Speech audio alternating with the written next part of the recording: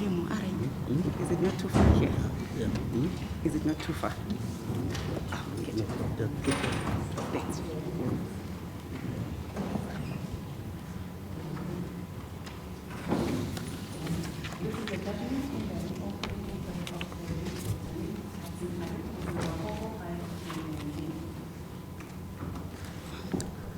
Thank you. Good morning, everybody. Counsel for the NIEL AGGETT family and the evidence leaders. Before I start with this judgment, I need to acknowledge that one of the witnesses that gave evidence in this matter, in the person of Frank Dutton, passed away a few weeks ago. May his soul rest in peace. I also want to, in advance, thank all the counsels who presented evidence on behalf of the family, the evidence leaders, the police, those members of the security police who availed themselves to give evidence in this matter, as well as other people who volunteered to come and give evidence so that we could get to the truth as to exactly what happened those years, 1981. I will be missing if I do not thank also the law firm of Weber Wenzel for having made voluminous pieces of documents that they were able to get either from the archives at VETS or at some university overseas, which was of great help to us. Having said that, I now proceed with the judgment. Dr. NIEL Hudson AGGETT, a 28-year-old medical practitioner turned trade unionist, died on the 5th of February 1982, was being held in custody at the then John Foster Square Police Station in terms of Section 6 of the Terrorism Act of 1967.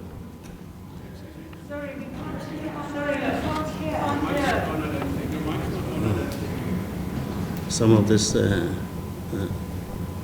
can someone who put this mic just come and put it on? Which one is it? Can someone who put this gadget here please come and fix it?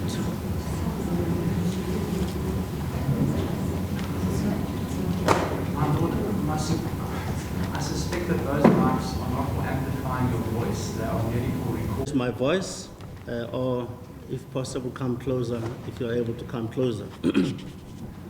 Let me start all over again. I'm saying that Dr. NIEL AGGETT, a 28-year-old medical practitioner turned trade unionist, died on the 5th of February 1982 in custody at the then John Foster Square Police Station in terms of Section 6 of the Terrorism Act. His lifeless body was found hanging in cell number 209 on the second floor. A scarf of or cloth of Kenyan origin was found around his neck and tied to the grill. NIEL was the youngest in the family of three. He was born in Kenya in the year 1955. The family emigrated to South Africa early in 1960 and settled in the Cape Colony, where the young NIEL later qualified as a medical practitioner in the year 1976 from the University of Cape Town. During his days at the university, he met an equally human rights conscious medical student, Elizabeth Floyd, Liz. A romantic relationship developed between them, and after NIEL qualified, the two of them lived together in a cottage on a wine estate in the Cape Colony. Liz told the court that it was a simple home with no electricity. NIEL was against taking part in the military activities of the South African Army, having seen how they dealt with the 1976 Soweto Youth Uprising. He became a conscription dodger. He left Cape Town and settled in Johannesburg, where he joined the trade union movement for no salary, whilst working part-time as a medical practitioner at the then Baragwanath Hospital, as well as other clinics in Soweto, including Tembisa Hospital. It was during this time that he met a number of trade union and human rights activists, amongst them Oscar Mpeta, Frank Chikane, Maurice Smithers, Barbara Hogan, Parmanath Naidu, Firoz Kachalia, John Theron, and others. It is that association that attracted the attention of the security branch police to him. Liz had by then joined him, and they both lived a modest life in a flat in Fox Street, Johannesburg. Liz had also in the meantime become qualified as a medical practitioner. It seems that it was their style of living which the security police could not understand, why a young white couple with good qualifications chose to abandon all privileges that were available to white people and associated with people who, according to them, were intent to topple the white minority government. On the 27th of November 1981, in the early hours, NIEL and Liz were arrested while spending the night at a friend's place in Crown Mines. Liz was taken to Hillbrook Police Station, whilst NIEL was taken to Pretoria, and later to John Foster Square, both in terms of Section 6 of the Terrorism Act. They never saw each other again.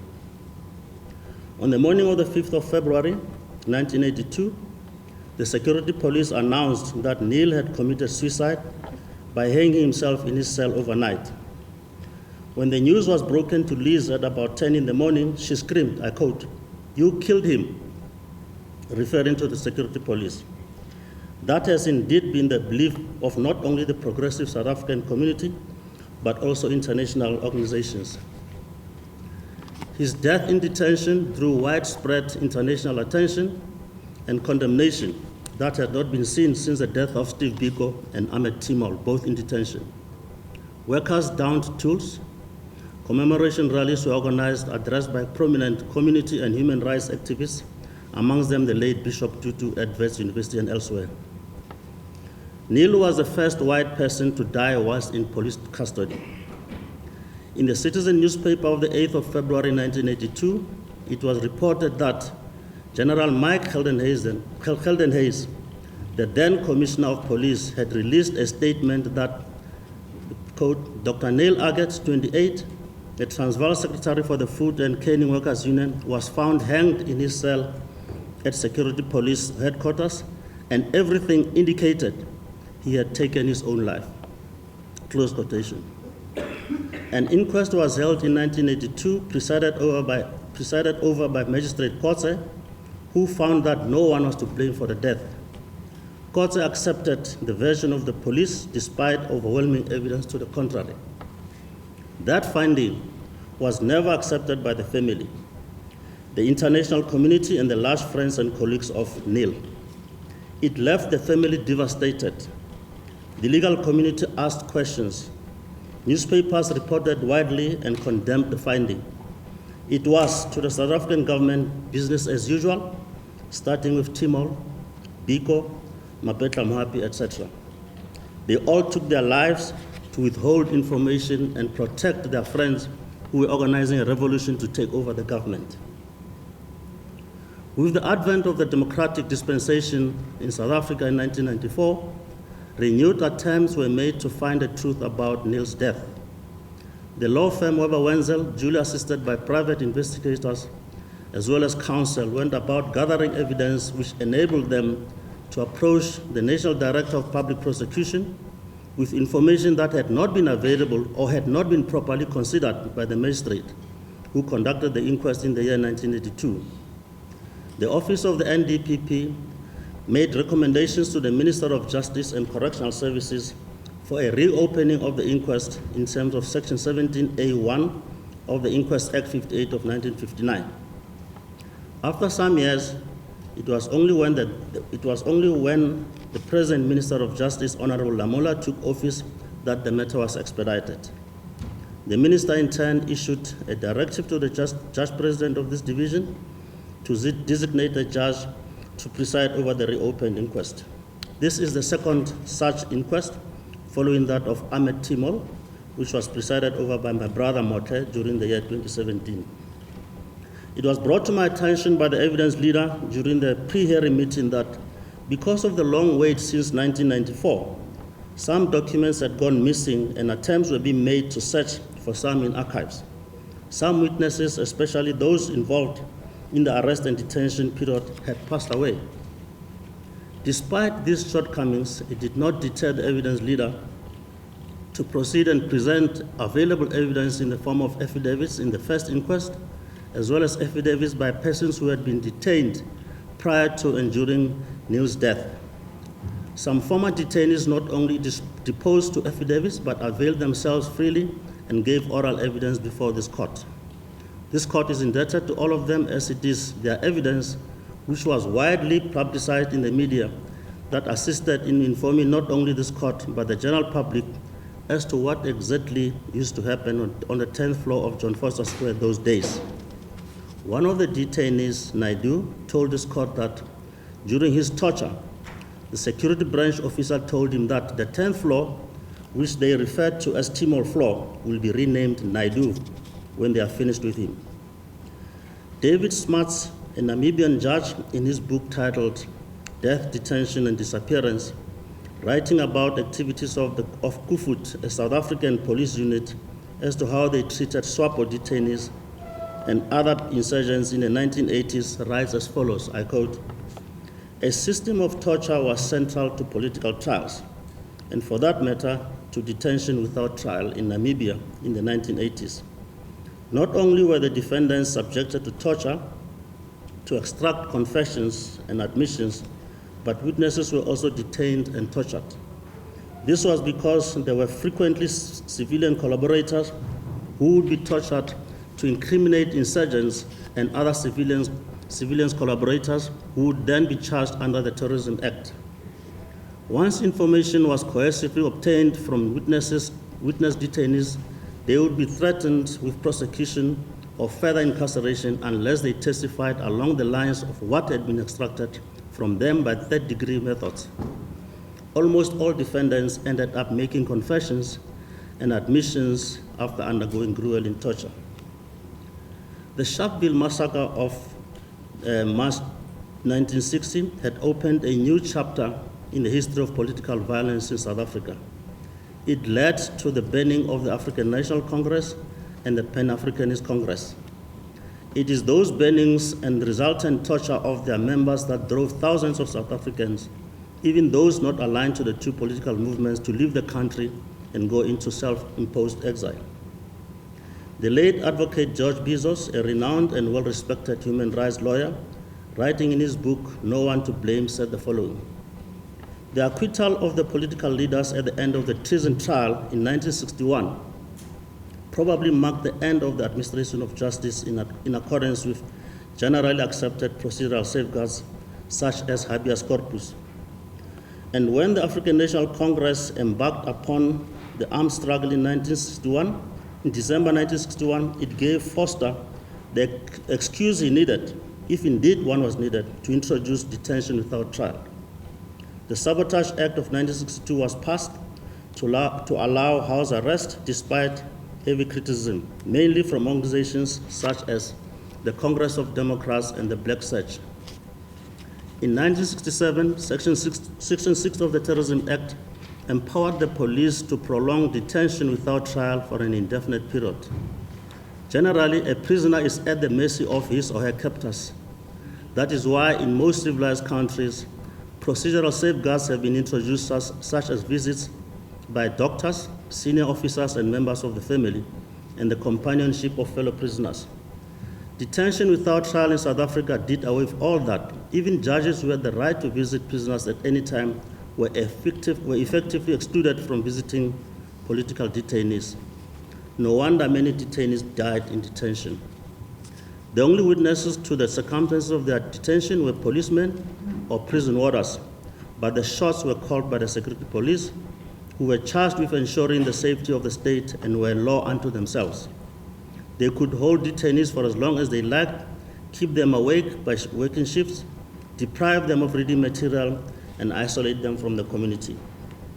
Close quotation. It is common cause NIEL was a dedicated medical practitioner and trade union organizer. In his own words, he was an idealist. He only wanted the best for his country and identified with the oppressed people of South Africa. He was deeply offended by the inequalities imposed on black people and other people of color under the apartheid system. NIEL chose to use his skills, his education and energy to make a meaningful difference to the oppressed, and in this regard, he chose to intervene as a doctor/stroke trade unionist in the areas of health and care. When the ANC leadership went into exile and others arrested and jailed, those left inside the country recruited others to start mobilizing. One of those recruited was a young student activist, Ms. Barbara Hogan.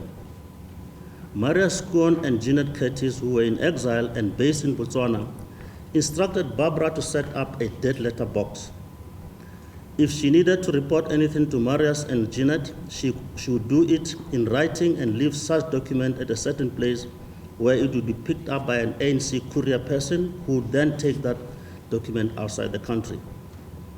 Barbara opened a post box under a false name in Johannesburg.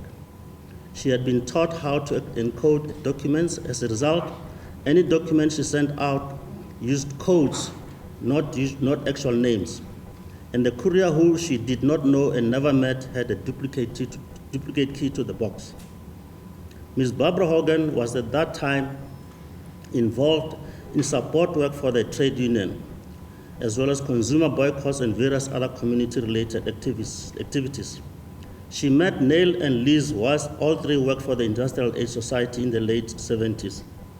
It was at that time that National Intelligence, a separate structure within the Security Police branch, started following up on the activities of all the white people who were either sympathetic or actual members of the banned ANC. Barbara became a target and was being followed. During or about June 1981, and in the process of carrying out instructions from the ANC in exile, she was asked to compile a list of the names of the persons in the country with whom she was working. She did so and compiled a list which she titled Close Comrades List. The document itself had 3 categories. The first 3 names were those of Cedric de Beer, Gavin Anderson, and Aurat van Heerden. She indicated that she met with the 3 regularly and all 3 were deeply committed to the ANC. Then followed the names of Frank Haysom and Alan Fine. Alan worked in the trade union movement and was a good friend of Maria Skoon and Jeanette Skoon. The last group, which she titled to be a reference group, consisted of Neil Aggett, Liz Floyd, Merle Favis, Mohamed Vali Musa, Ismail Momoniat, and Monty Narsu. It is this last group that she says she strategized with in the trade union movement.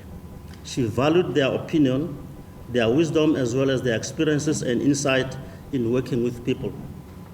To her, they were an advisory group, and she never discussed ANC activities with them. She also never tried to recruit them to be ANC members. This last group was only engaged in consumer boycott issues in support of trade union workers. Their work was legitimate and above board. The last group consisted of Barbara Creasy, Barbara Klachman, Joanne Yaviton, Joanne Smithers, Neil Coleman, and Jane Barrett. These were a younger group of activists who, post-1976, became very committed and involved in organizing the black working class. That list, titled Comrades List, Close Comrades, was intercepted by the Security Police. And on the 22nd of September 1981, Barbara Hogan and Barbara Klachman were arrested. The raid and arrest was carried out by one Major Arthur Benoni Cronwright, whose name would later appear prominent in the detention. He, Major Cronwright, according to Barbara, was a very aggressive and extremely angry person. His staff referred to him as Hitler.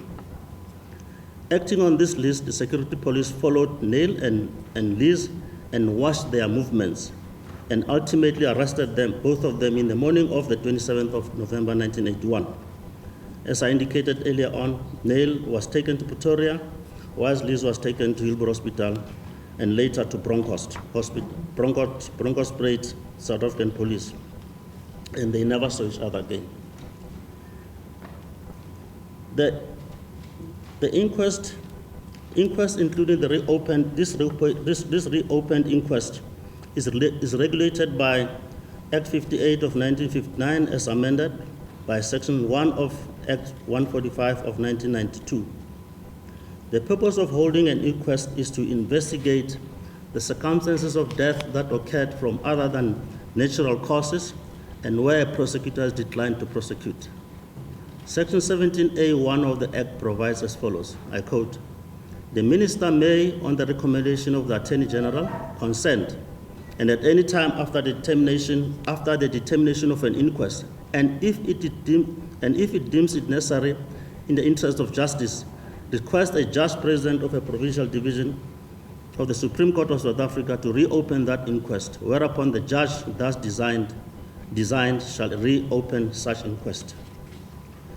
During or about June 2016, the pro bono department of the law firm Weber Wenzel, acting on behalf of the AGGETT family, threatened National Prosecuting Authority with litigation to compel them to reopen the inquest. This threat fell on deaf ears. 3 years later, during April 2019, Minister Lamola announced the reopening of the NIEL AGGETT inquest.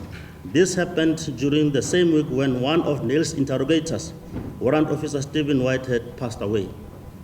Evidence will show that Warrant Officer Stephen Whitehead played a major role in events that eventually led to NIEL's death. It is accordingly regrettable that he was not there to put his version of events. This reopened inquest is neither an appeal nor a review of the initial inquest held in 1982. It is, however, a reconsideration of the entire evidence considered by the initial inquest at the time of death, which for one or other reason was not or could not be considered during the initial inquest proceedings, and has now become available. It is common cause I've indicated NIEL and Liz were detained in terms of the Terrorism Act. That act defined terrorism as anything that might endanger the maintenance of law and order in the Republic of South Africa. It authorized detention of persons for a period of 60 days, which is renewable at the pleasure of the security police for purposes of further interrogation.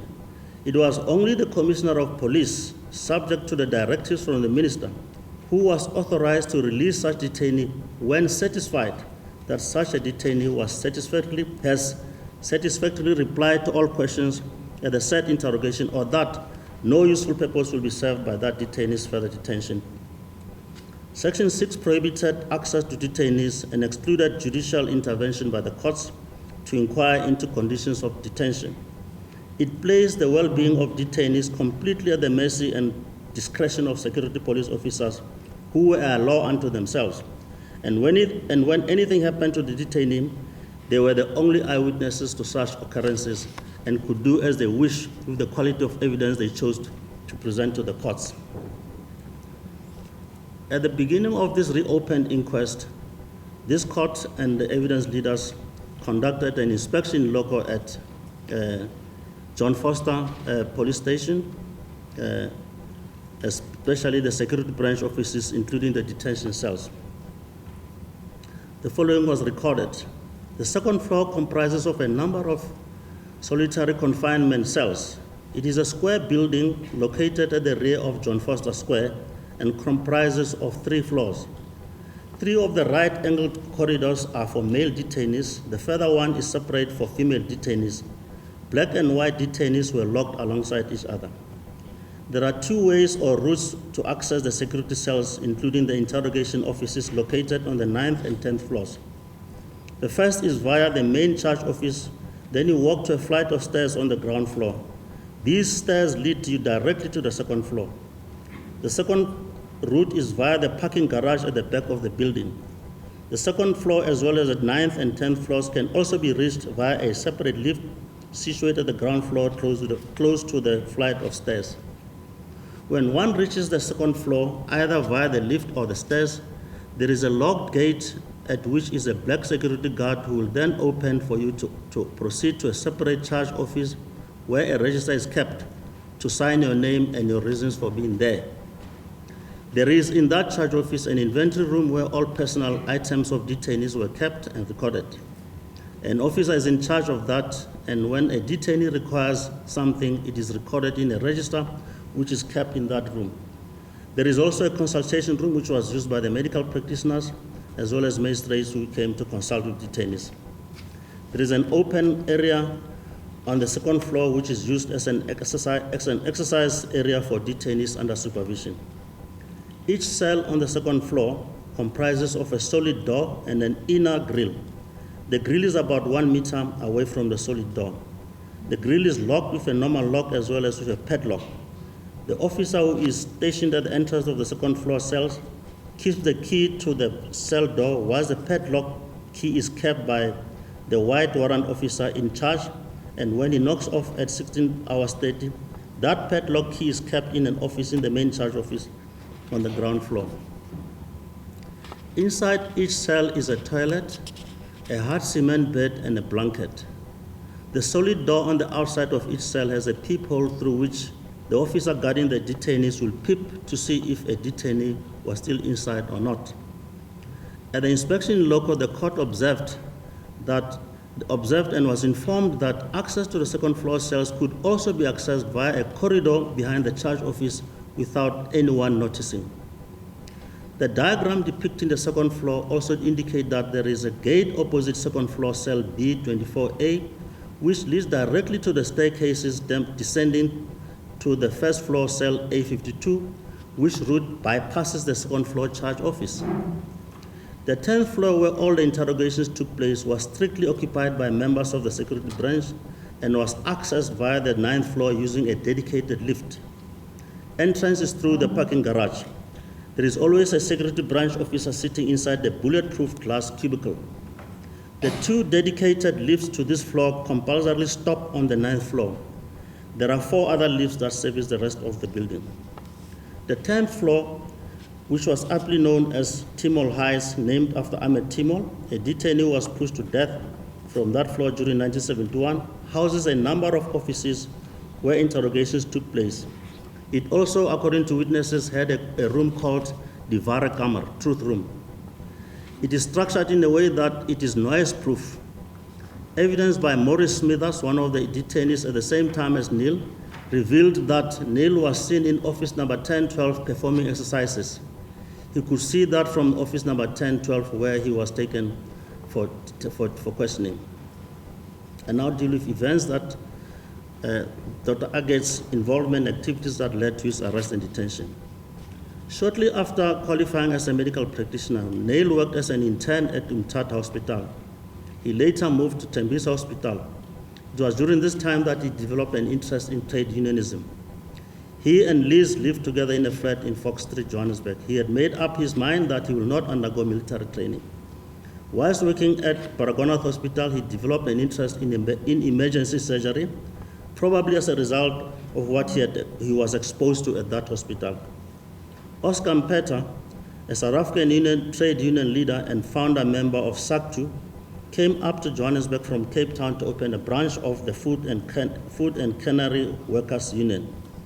He stayed with NIEL and Liz, and in the process recruited NIEL into the trade union movement. NIEL was later to be mentored by, amongst others, Emma Mashinini, who ran KAU, as well as Tozami Lekweta and Susan Jikelana from a sister union called SAU. NIEL's interest had developed, and he began to work full-time in the emerging labor movement whilst working part-time at Baragwanath Hospital. And whilst working as a part-time union organizer, he was not paid any salary. It was this association with the trade union movement that drew the attention of the security police to him and Liz. Lieutenant Whitehead was assigned to follow and watch his and Liz's movement. Amongst the people that he had come into contact with, as I indicated, was Ms. Barbara Hogan, an underground member of the ANC.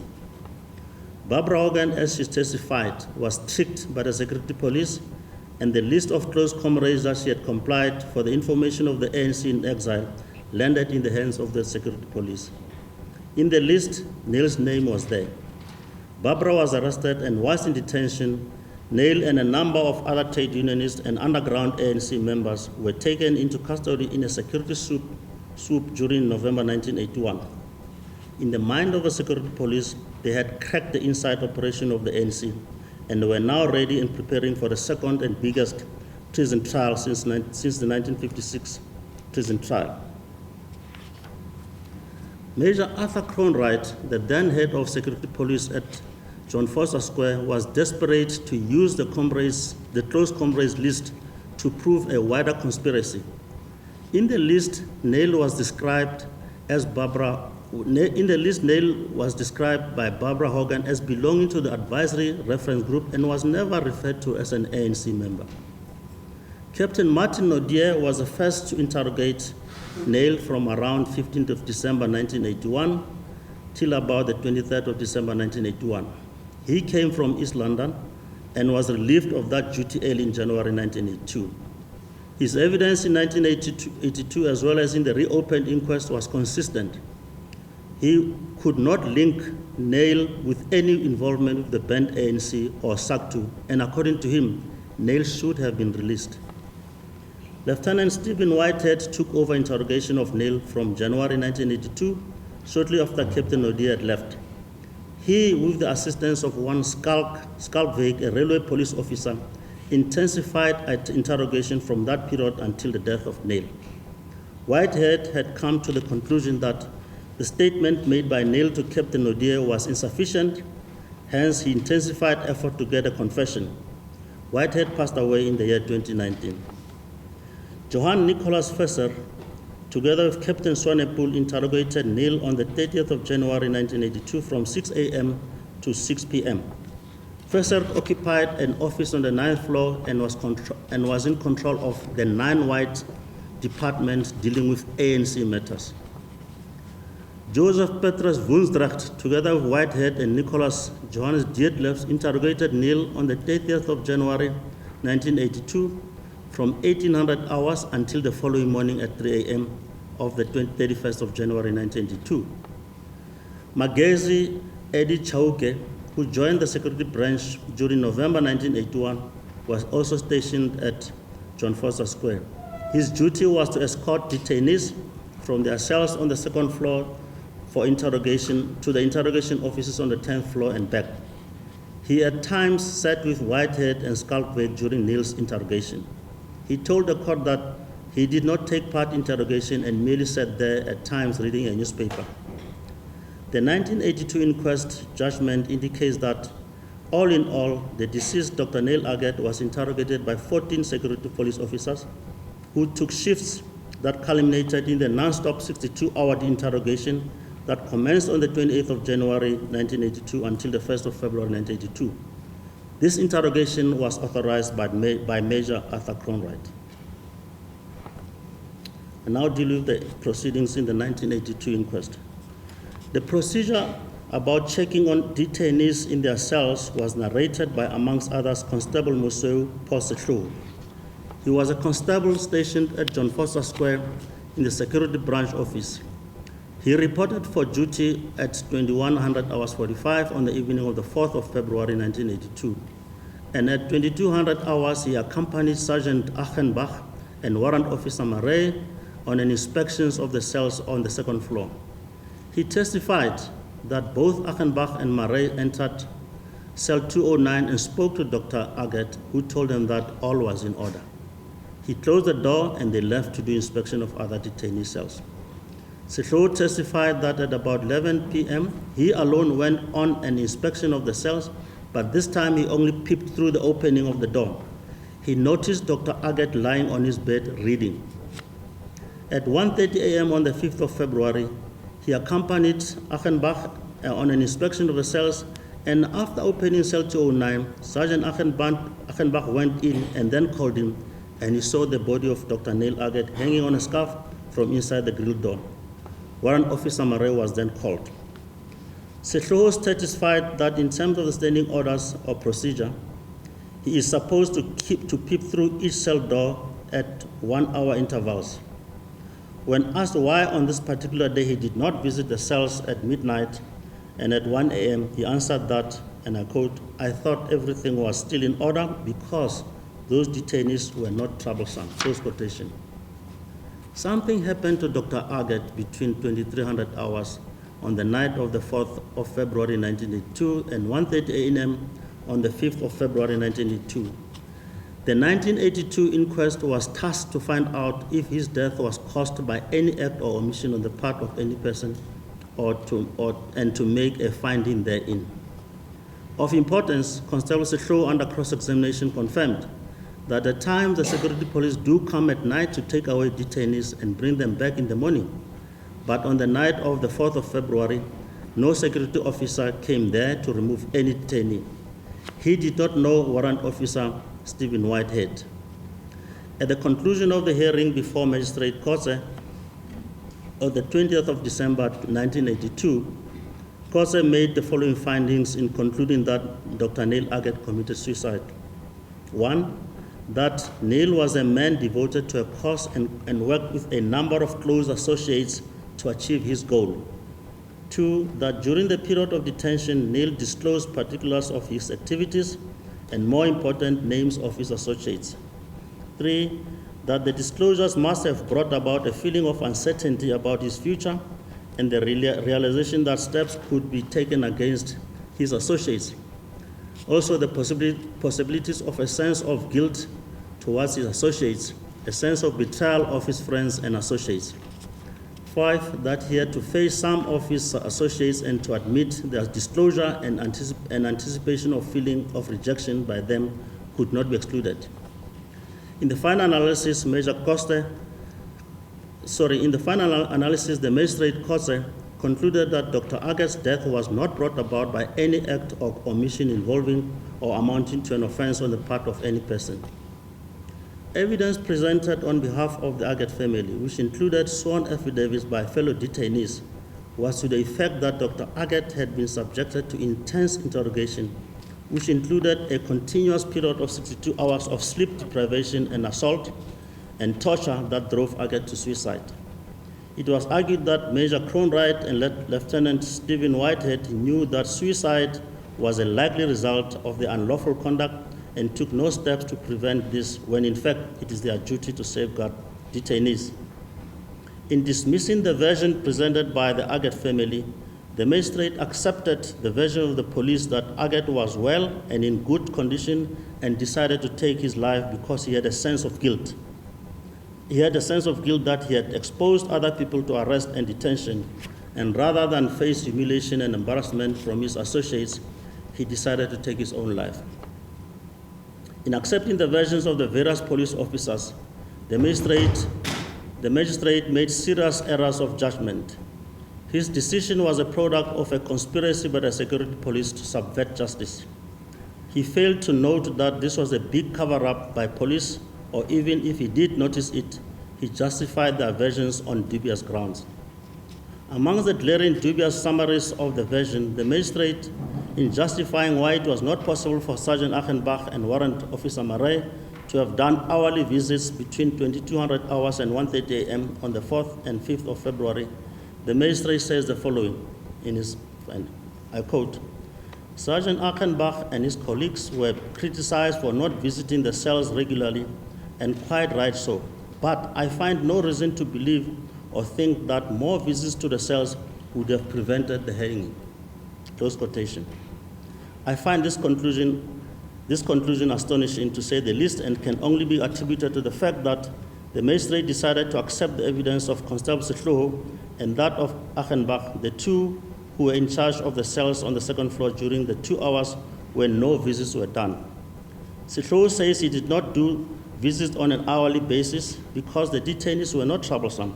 On the other hand, Achenbach says he did not do the visits between those times because everything was in order and that he was busy with other work. The magistrate is summarizing this aspect that Achenbach visited the cells at 12:45 and yet only discovered the body of Dr. AGGETT at 1:30 a.m. On the other hand, Sehloho says it was only at 1:30 a.m. that Achenbach came to him to instruct him to open the gate leading to the cells so that he goes and does inspection. What I find further strange about these purported cell visits that night is that Constable Andre Martin, who was also on duty with Sehloho and Achenbach, made an entry of cell visits at 12:56. And then the magistrate noted that Achenbach only visited actual cell number 209 at 1:25 a.m. The entry of a cell visit at 12:45 was at the instance of Achenbach, who instructed Constable Martin to make that entry, which was in fact a false entry. The question to be asked is, why did Achenbach instruct Martin to make such an entry which was false? This, in my view, clearly indicates that Achenbach knew that something untoward was happening to AGGETT, either that he was being carried back to his cell from interrogation and torture, or that some other unlawful act was being done to him in the cell. Keith Coleman, a Section 6 student detainee, told the 1982 inquest that a few days before his death, Dr. AGGETT was unresponsive and seemed to be in deep thought. He also told the court that NIEL had told him about an assault on him when his shirt was torn. This, he said, was done because his interrogators wanted to put more pressure on him and had taken away his privileges to an extent that he, Coleman, had to now and then give AGGETT something to eat like sweets and as well as cigarettes. Tabole Rumo, a detainee, told the 1982 inquest that when he saw Dr. AGGETT in the second half of January 1982, he no longer looked happy. His manner of working had changed. He was working with some difficulty and did not look healthy and was no longer laughing easily. The day before his death, namely the 4th of February 1982, he saw Dr. AGGETT in the company of Constable Chauke and another police officer. It was at about 3 p.m. Dr. AGGETT was not walking normally, and tears were running down from his eyes and did not respond to greetings. Susan Njikelana, a detainee, also testified that when he saw Dr. AGGETT in January 1982, he appeared morose and very depressed. Earlier during the same month, he had met Dr. AGGETT in the medicine room, and AGGETT pointed to him a red mark on his right arm. Jabu Ngwenya also testified about the state of depression that he saw on Dr. AGGETT while in detention during January 1982, and when he last saw him on the 3rd February, he could not walk properly. He walked white-legged. Oret Dennis van Heerden, a detainee, also told the 1982 inquest that until early January 1982, NIEL was in a fit mental, physical state, but later noticed that he was limping. NIEL told him that he had been assaulted on the 10th floor and forced to do extraneous exercises whilst naked. In the morning of the 4th of February, Van Heerden noticed NIEL in a very slumped over and listless position. He looked like a zombie. NIEL walked with very little purpose. He dragged his feet and shuffled along. Later that evening, whilst asleep, Sergeant Achenbach did a cell visit to him and left. At some stage during the night, he could hear commotion in the passage outside his cell. He heard voices and footsteps. He also noticed people peering at him through the peephole of his cell door. His lights were still on. He had a feeling that the worst had happened. The next morning, he learned that NIEL had committed suicide. He made a statement to Major Kronwright. He made a statement which Major Kronwright refused to accept, telling him that his men worked hard to protect South Africa from terrorists. The magistrate dismissed and disbelieved the evidence of the witnesses who testified about the events of the 3rd and 4th February on flimsy, 3rd February 1982, on flimsy basis. For example, Keith Coleman testified about NIEL's condition, and yet the magistrate concentrated on the issue of the torn shirt, as if that was the main issue, and failed to address Coleman's observation. Similarly, the witness Tabole Rumo's evidence was dismissed without any factual basis, save to mention that he was uneasy in the witness stand.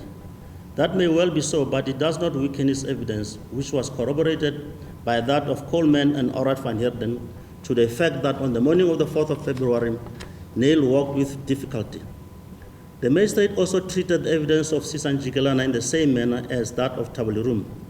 All that the magistrate concluded was that Susan Njikelana was hesitant in his replies without being specific. This is despite evidence that he met Dr. AGGETT, who looked morose, and that AGGETT showed him a red mark on his hands. Mr. Jabu Ngonya's evidence about the condition of Dr. AGGETT was in the same breath dismissed on the basis that he was arrogant and selective about being without being specific. This is despite his evidence being corroborated by Njikelana, Lerumo, and Coleman, specifically about his observation on the 3rd of February 1982.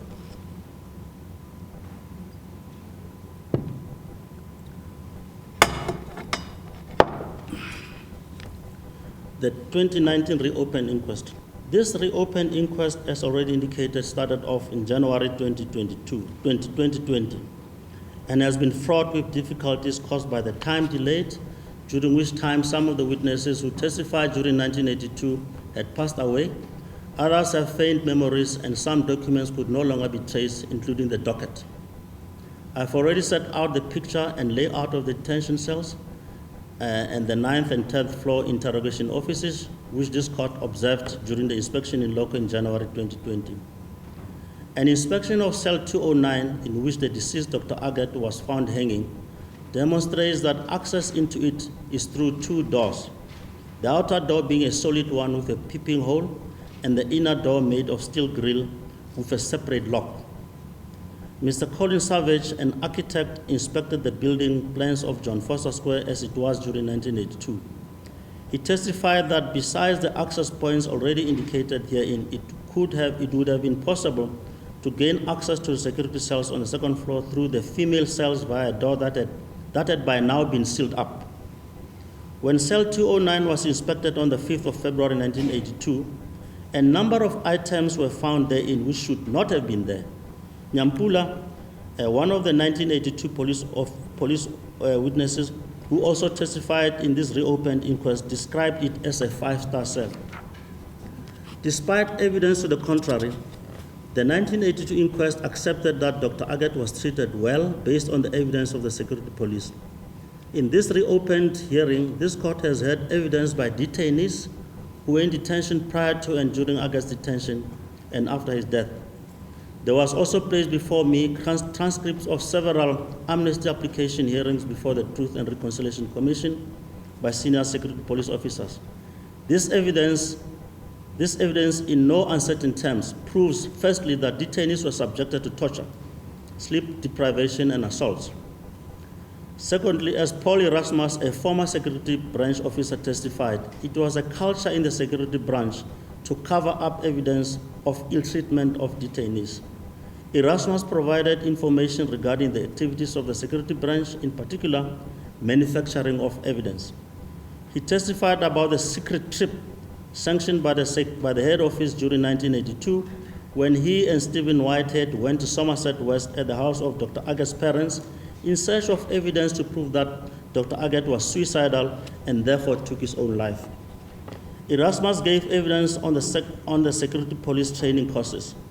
In his affidavit dated the 11th of February 2020, which was not challenged, it detailed the following, that the following were methods employed during interrogation of detainees, namely, 1, sleep deprivation, assault with a flat hand so as not to leave any mark, forced and strenuous exercise that would bring a detainee to a point of complete exhaustion so that he or she loses concentration, making a detainee strip naked, crunching in squatting position for a long time, including standing and balancing on a plank or bricks, electric shocks, strangulation, and suffocation using a wet bag. Erasmus told his court that the security branch officers were a law unto themselves. He indicated that they retained keys off-site, which they could use to enter the second floor cells and avoided second floor control office. They could gain access to the detainees in their cells without creating any paper trail. I do not in this judgment deem it necessary to repeat the evidence of each and every witness in detail, save insofar as it relates to the happenings and treatment meted to Dr. AGGETT between the 24th of January 1982 to the 4th of February 1982, including the period referred to as the 62 hours of continuous interrogation and torture. It is common knowledge that in the 1982 inquest, the magistrate accepted evidence by the security police and in particular dismissed any notion that detainees, in particular, Dr. AGGETT, was tortured and assaulted. In his words, Dr. AGGETT committed suicide because he had divulged information about his colleagues and that those disclosures brought about a feeling of uncertainty and discomfort to him. According to the magistrate court, Dr. AGGETT felt that he had betrayed his friends and associates and was embarrassed to meet them and face rejection as an escape route. Dr. AGGETT decided to end his life. Both Constables Nyampule and Maketa, whose duties amongst others included escorting detainees from their cells on the second floor to the 10th floor for interrogation, informed this court that they were aware of assaults and torture on detainees during 1981 and 1982, but were scared to tell the 1982 inquest about their observation.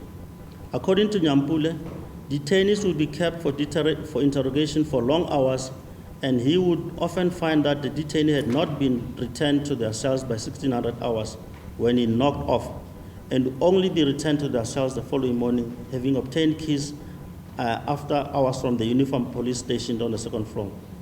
Constable Nyampule concluded that the absence of cell visit by the night duty staff comprising of Sihlo and Achenbach for a period of 3 hours in the late evening to the early morning of the 5th February was extraordinary and should have been subject of a disciplinary inquiry, which thing never happened. Both Nyampule and Paul Erasmus testified that it was irregular for McPherson to have permitted that Dr. Aggett keep the Kikoi cloth with him in his cell, as this was contraband. Once more, no disciplinary action was taken against McPherson. Maurice Smithers, a detainee, had testified and was cross-examined at length by Advocates Scarbott and DeFries during the 1982 inquest, when he detailed about what he observed on the 25th of January 1982, when Dr. Aggett was being assaulted and tortured in Office 1012. In opposing his version, the security police tendered a statement by Constable Maketa, who had on that day escorted Aggett to the 10th floor for interrogation. In this inquest, Constable Maketa told the court that when he testified in 1982, in this inquest, Constable Maketa told the court that what he testified to in 1982 was a lie fabricated for him by Major Cronwright. He testified that whilst he was waiting on the 10th floor to take Smithers to an optometrist, he saw Whitehead and 2 other police officers making Dr. Aggett exercise by jumping up and down, running on the spot, and being hit with what looked like a rolled-up newspaper. He now corroborated what Smithers said during 1982. Constable Maketa testified that he agreed to lie to the court in 1982 because he was intimidated by the security police and feared for his life. He confirmed that his statements before the first inquest were all false. 2 former detainees in the persons of Susan Jikelana and Jabulani Ngoya testified not only about the assault and torture on them by various security police officers during the period December 81 to February 1982, including the observation of Dr. Aggett a few days before his death. They testified in 1982 as well as in this reopened inquest. They were cross-examined at length on why certain aspects of their evidence was not there in their testimony in the 1982 inquest. They responded that they were scared because of the presence of a number of their interrogators who sat in court, as they would have been subjected to harsher methods of interrogation or even be killed. Nicholas Dietlefs, one of Aggett's interrogators during the long weekend of 62 hours interrogation, told the court in the reopened inquest that there was pressure put on him and others by Major Cronwright not to disclose in the 1982 inquest evidence that Whitehead had left him with Aggett on the night of 30th of January 1982. Also that he should not tell the inquest that he had told him, Cronwright, that he was worried that Aggett would commit suicide. He considered that he was aware that some detainees were assaulted on the 10th floor, though he himself did not assault any detainee, including Dr. Aggett. He testified that whilst he lied in 1982 about certain aspects, he is now telling the truth, as there was no longer any pressure on him to protect fellow members of the security police. Dietlefs confirmed the culture of protecting fellow officers and stated that Major Cronwright stressed the fact that it was in the interest of the country that it be protected from communists and the African National Congress. He testified further that during the time when he was alone with Dr. Aggett on the night of the 30th of January 1982, Dr. Aggett disclosed to him about the involvement of John Theron in labor unrest, and that this disclosure upset him. Joseph Petrus Woensdracht testified about his involvement with Dr. Aggett on the night of the 30th of January 1982, when Dietlefs and Whitehead interrogated Aggett. He, as in 1982, denied any ill treatment on Dr. Aggett and further said that he was not aware at that time that Aggett had been on interrogation non-stop since the 28th of January 1982. He testified further that Aggett wrote a 4-page statement that evening about involvement of John Theron in labor unrest, but could not recall the exact contents thereof. What is strange is that it is that 4-page statement that was telexed to Security Branch Head Office in Pretoria the following day, which was meant to result in further arrest and detention. The security police refused to produce that 4-page statement in 1982 inquest, neither was it produced in this reopened inquest. The police claimed national security for their refusal to produce that 4-page statement and the telex. When Detlef was asked what the 4-page statement contained, he replied as follows, I quote, I would have to lie, if I have to tell you what was contained in those pages, close quotation. Similarly, Woensdracht responded at this reopened inquiry that he was not present when AGGETT made a 4-page confession. He, however, said that he did have a look at the information contained therein, but cannot recall what it contained. He denied under cross-examination that the 4-page confession was a cover-up by the police to bolster their suicide theory. He persisted that the 4-page document had serious incriminating evidence against AGGETT's friends. I am not persuaded that anything incriminating was in that 4-page document. I also have serious doubts that such a document ever existed. It was one of the cover-up incidents to distance the security police from the death of AGGETT. Former detainees in the persons of Barbara Hogan, Reverend Frank Chikane, Jabungonya, Susan Jikelane, Ismail Moniat, Keith Coleman, Liz Floyd, all testified about the torture and assault at the hands of security police at John Foster Square during and after the death of AGGETT. They corroborated each other in all material aspects and confirmed the methods of assault as detailed by Paul Erasmus, a former security police officer. The late advocate George Bezos, in his affidavit, both in this reopened inquest as well as the reopened inquest of Ahmed Timol, pointed out that apartheid-era inquests tended to minimize evidence of ill treatment of detainees. He went on to say that improbable testimony of police witnesses was invariably rubber-stamped by inquest magistrates, especially of police versions that deceased detainees were treated with care and consideration. It is against this background that I now wish to deal with what happened to Dr. AGGETT, which led to his death in the early hours of the 5th of February 1982. On the 4th of January 1982, Dr. AGGETT was interrogated by Skalvik, Captain Odier, as well as Whitehead, all of them members of the security police. The interrogation took place from 10 in the morning until 1500 hours 15. Dr. AGGETT, in his statement to Sergeant Blom, professor, said that Van Skalvik assaulted him in the presence of Whitehead by slapping him and also squeezing his testicles. This was vehemently denied by both Van Skalvik and Whitehead, and as already indicated, the magistrate accepted the version of the two police officers. On the same day, as well as on the 6th of January 1982, the inspector of detainees, Abraham Johannes Mouton, as well as magistrate A.J. Vessels, were denied access to consult with NIEL AGGETT. McPherson lied to both officials by telling them that Dr. AGGETT was out on investigation when he knew very well that he was present on the 10th floor where he was being interrogated and was assaulted. It was only on the 18th of January 1982 that Magistrate Vessels was able to consult with Dr. AGGETT, who told him about the assault on him that had taken place on the 4th of January 1982. AGGETT had an injury on his forearm that corroborated the event.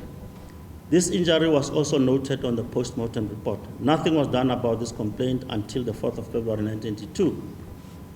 On the 25th of January 1982, Maurice Smithers, a detainee, as well as one Constable Mohano Khadens Maketa, noticed AGGETT being assaulted by being struck with a rolled-up paper. AGGETT was also forced to do strenuous exercises for many hours. The interrogation took place from 8 in the morning until 1500 hours in the afternoon. He was assaulted by Whitehead, De Brain, and Carr, all security branch officers. Once again, Magistrate Courts accepted the denials by the police officers and dismissed the evidence of Maurice Smithers on flimsy grounds by pointing out contradictions which were not material, for instance, that he had spelled his name differently on two separate statements. He also dismissed Smithers' evidence on the basis that Dr. AGGETT did not mention the assault to Sergeant Blom on the 4th of February 1982. Also that NIEL AGGETT never told Orad van Heerden about these assaults. Magistrate Kotze made a fundamental error both in law and on fact when he disbelieved Smithers only to believe Constable Maketa, who has now in the reopened inquest said that he was instructed to lie to the 1982 1982 court. Constable Maketa testified in a reopened inquest and said that it was a norm to deny any assault on detainees should such allegation be stated. The long weekend of interrogation of Dr. AGGETT commenced on Thursday, the 28th of January 1982. This was after Dr. AGGETT had penned a number of statements which Whitehead had simply torn because they did not contain the type of confession that he wanted AGGETT to agree to. He, with the permission of his leader, Major Cronwright, decided to step up interrogation. They then devised a plan to keep AGGETT awake for a long period, and in order to achieve that, Whitehead enlisted the services of other security officers to go on shift work, working in pairs day and night, questioning Dr. AGGETT with the intention to break him so that he confesses to being an active member of the banned ANC and SACP. Whitehead, Carr, and De Bruyn interrogated AGGETT from 8 a.m. until 1400 hours 48 on the 28th of January 1982. When they knocked off, they handed AGGETT over to Johan Lucas at 1600 hours 18. AGGETT was kept on the 10th floor until 6 a.m. on Friday, the 29th of January 1982, all the time being interrogated. When Lucas and Whitehead knocked off at 6 in the morning, they handed him over to De Bruyn, who kept him awake with questions and assault until 1600 hours on Friday, the 29th of January 1982. During this time, AGGETT was given electric shocks. Sergeant Blom, to whom AGGETT made a statement on the 4th of February 1982, confirmed that electric shocks constitute serious or grievous bodily harm. She also confirmed that Dr. AGGETT told her that he had been electrically shocked. She also considered that it was necessary to have taken Dr. AGGETT to see a doctor, but according to her, Dr. AGGETT said he does not need any medical attention. When cross-examined by the late Advocate George Bezos, Blom gave a series of conflicting reasons why she did not deem it necessary to take Dr. AGGETT to the doctor. The magistrate in the 1982 inquest did not deal with that anomalous situation in his findings. From 1600 hours on Friday, the 29th of January 1982, until 6 a.m. on Saturday, the 30th of January 1982, Dr. AGGETT was continuously in the presence of Whitehead and De Bruyn, who applied electric shocks on him. And from 6 a.m. till 1800 hours on the 30th January, Dr. AGGETT was in the presence of Captain Visser and Captain Swanepoel, who continued to interrogate him. When Visser and Swanepoel knocked off, they handed him over to Woensdracht, Dietlefs, and Whitehead, who kept him awake until the following morning of the 31st of January 1982 at 3 in the morning, when they took him to his cell on the second floor. Dr. AGGETT, in his statement to Sergeant Blom on the 4th of February, complained about this long interrogation and lack of sleep. When she was cross-examined by Advocate Bezos during 1982 inquest, Blom downplayed and minimized the effect of such long interrogation. The magistrate court, in a strange finding on this aspect, said the following in his judgment, I quote, "At the instance of Lieutenant Whitehead and with the approval of Major Cronwright, Dr. AGGETT was kept and interrogated on the 10th floor from the 28th of January 1982 until 3:30 a.m. on the 31st of January 1982.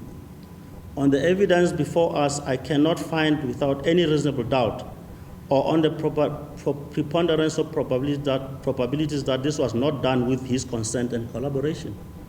I cannot find that he was deprived of sleep or ill-treatment in any unlawful manner."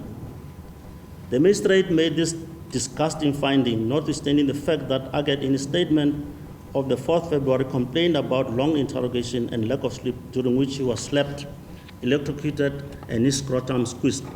It therefore boggles my mind how Mr. Kotze came to the conclusion that Dr. AGGETT agreed to all that. Thank you, sir. Advocate George Bezos, referring to the conduct of magistrates during that era, pointed out that the majority of apartheid-era magistrates had no real desire to reach the truth. They saw it their duty to protect organs of the state, such as the police. They, the magistrates, tended not to interrogate police versions vigorously and accepted ridiculous versions, like in this matter, that detainees preferred to commit suicide when the truth about them had been found. On the 4th of February 1982, Sergeant Blom Visser took a statement from AGGETT at 9 in the morning.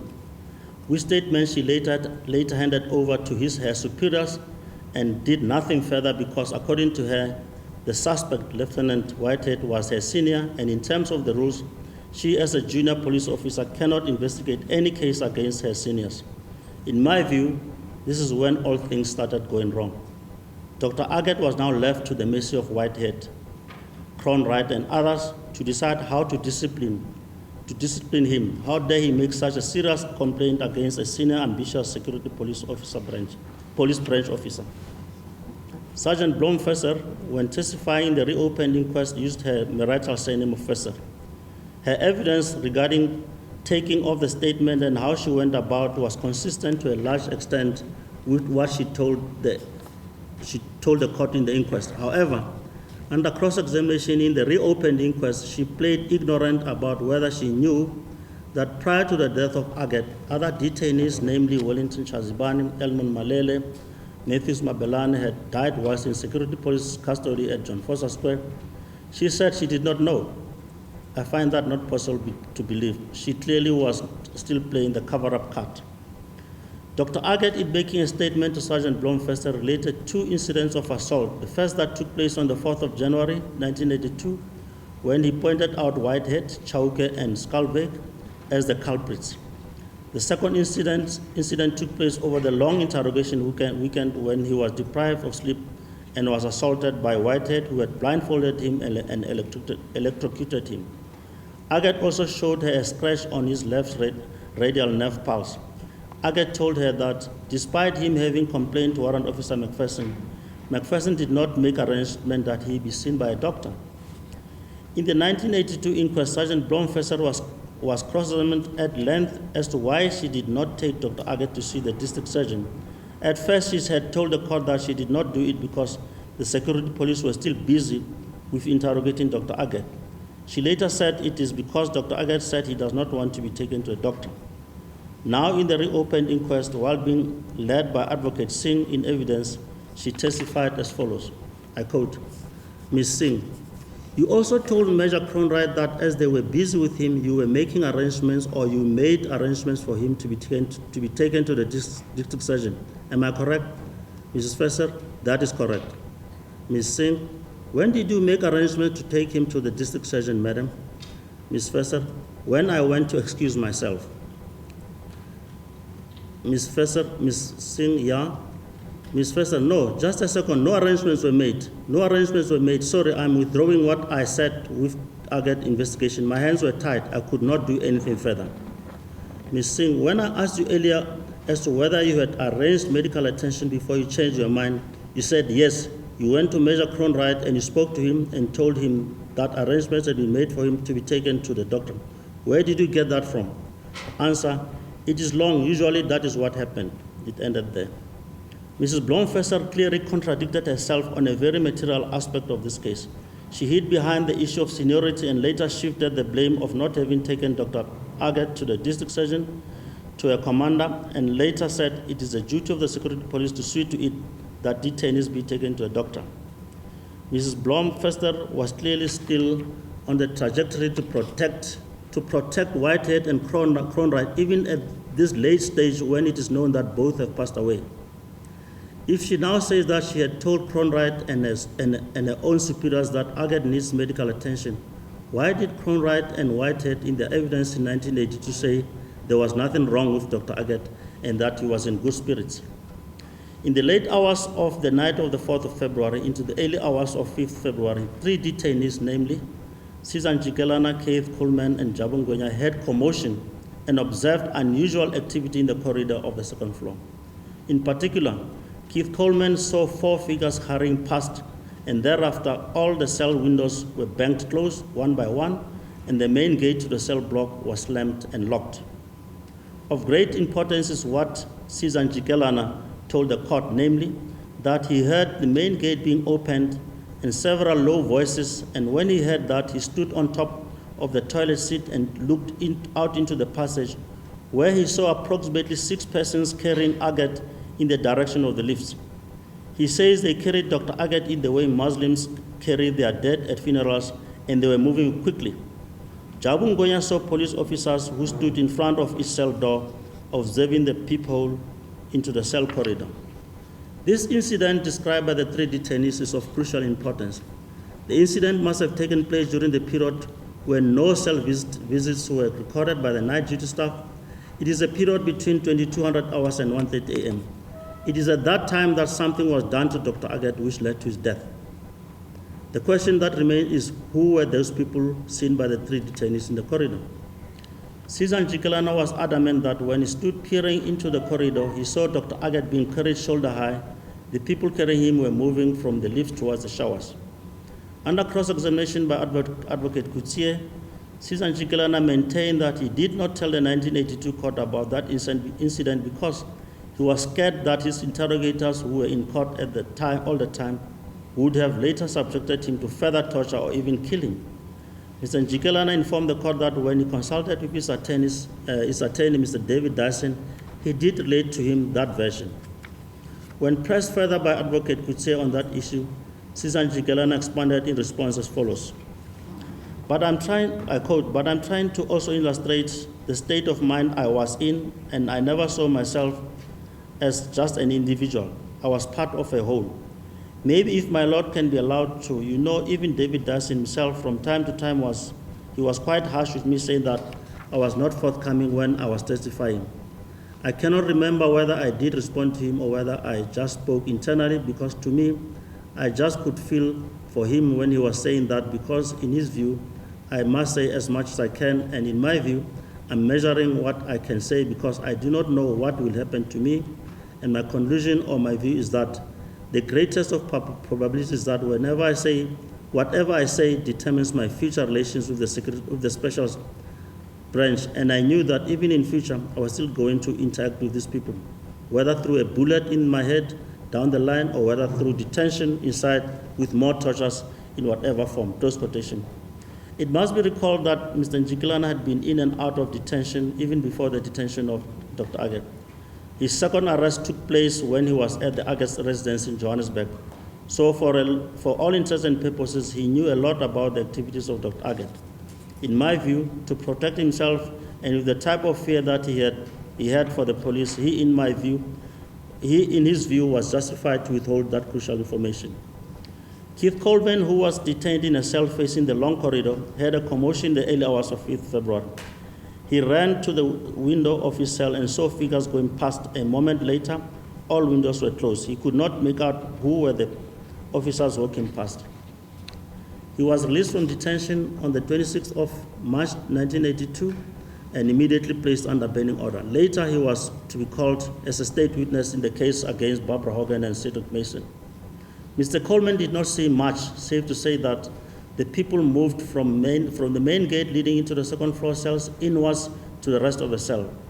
When he heard this commotion, he was in cell B3, which is close to the main gate. Jabu Gabriel Ngwenya also testified in both inquests. He saw Dr. Aggett being assaulted on the 10th floor on the 25th of January 1982 by Whitehead and others. This information he did not tell the 1982 inquest, and when asked the reason why, his response was that he was scared because the security police had in the past killed people, and as for him, one day they picked him up and one of them stabbed him and they left him for dead. He felt vulnerable even though he had been released at the time when he testified in 1982. Ngwenya further testified about his chance meeting with Dr. Aggett on the 3rd of February 1982 in the room where they keep clothing. And Dr. Aggett told him that he had been badly tortured and also showed him a wound on his forehead. He concluded his evidence with what he saw in the early hours of 5th February 1982 when he heard a commotion in the corridor. He peeped through the window and saw a number of white police officers moving about. They closed the windows and blocked the peepholes. Mr. Ngwenya found that to be strange. This evidence, although not presented during the 1982 inquest, corroborated that of Keith Coleman to a large extent. The possibility is that the commotion they had or witnessed could have been at the time the security police were rushing to Dr. Aggett's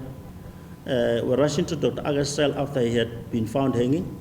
This only leaves evidence of Cesar Jikelana, who is the only one who says he saw Dr. Aggett being carried shoulder high in the corridor.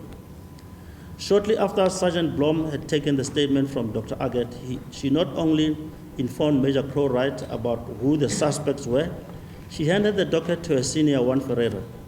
Discovered knowledge that Whitehead got to know about the accusation leveled against him, and this angered him, and 15 hours later, AGGETT was dead.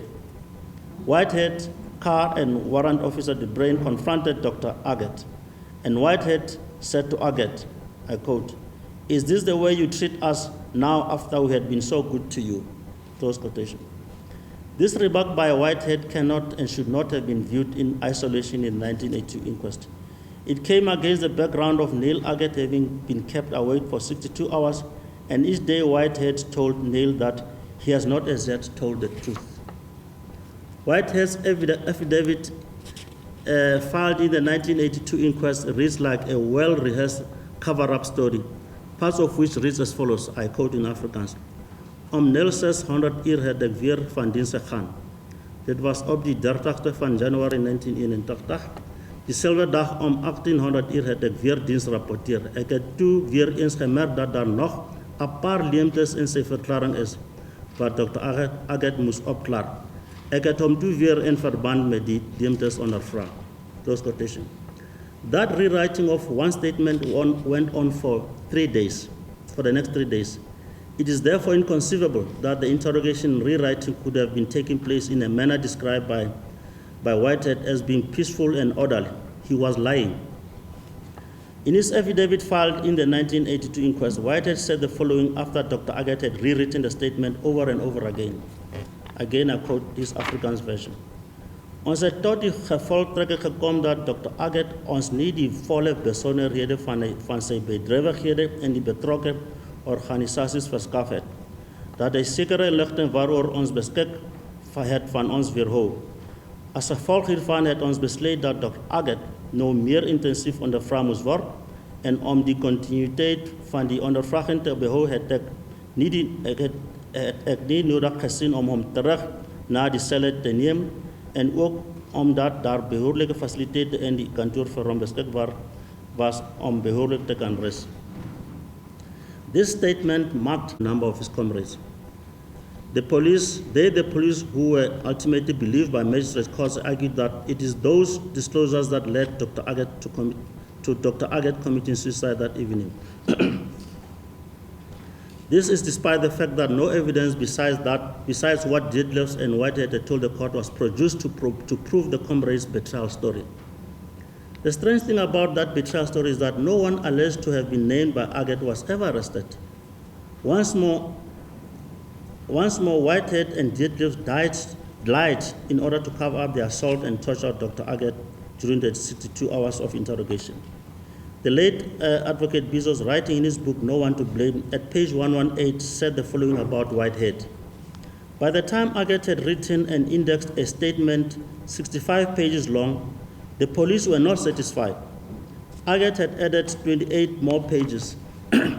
These two, it turned out, were insufficient for AGGETT's ambitious young interrogator. Lieutenant Whitehead had been with the security police for about 6 years.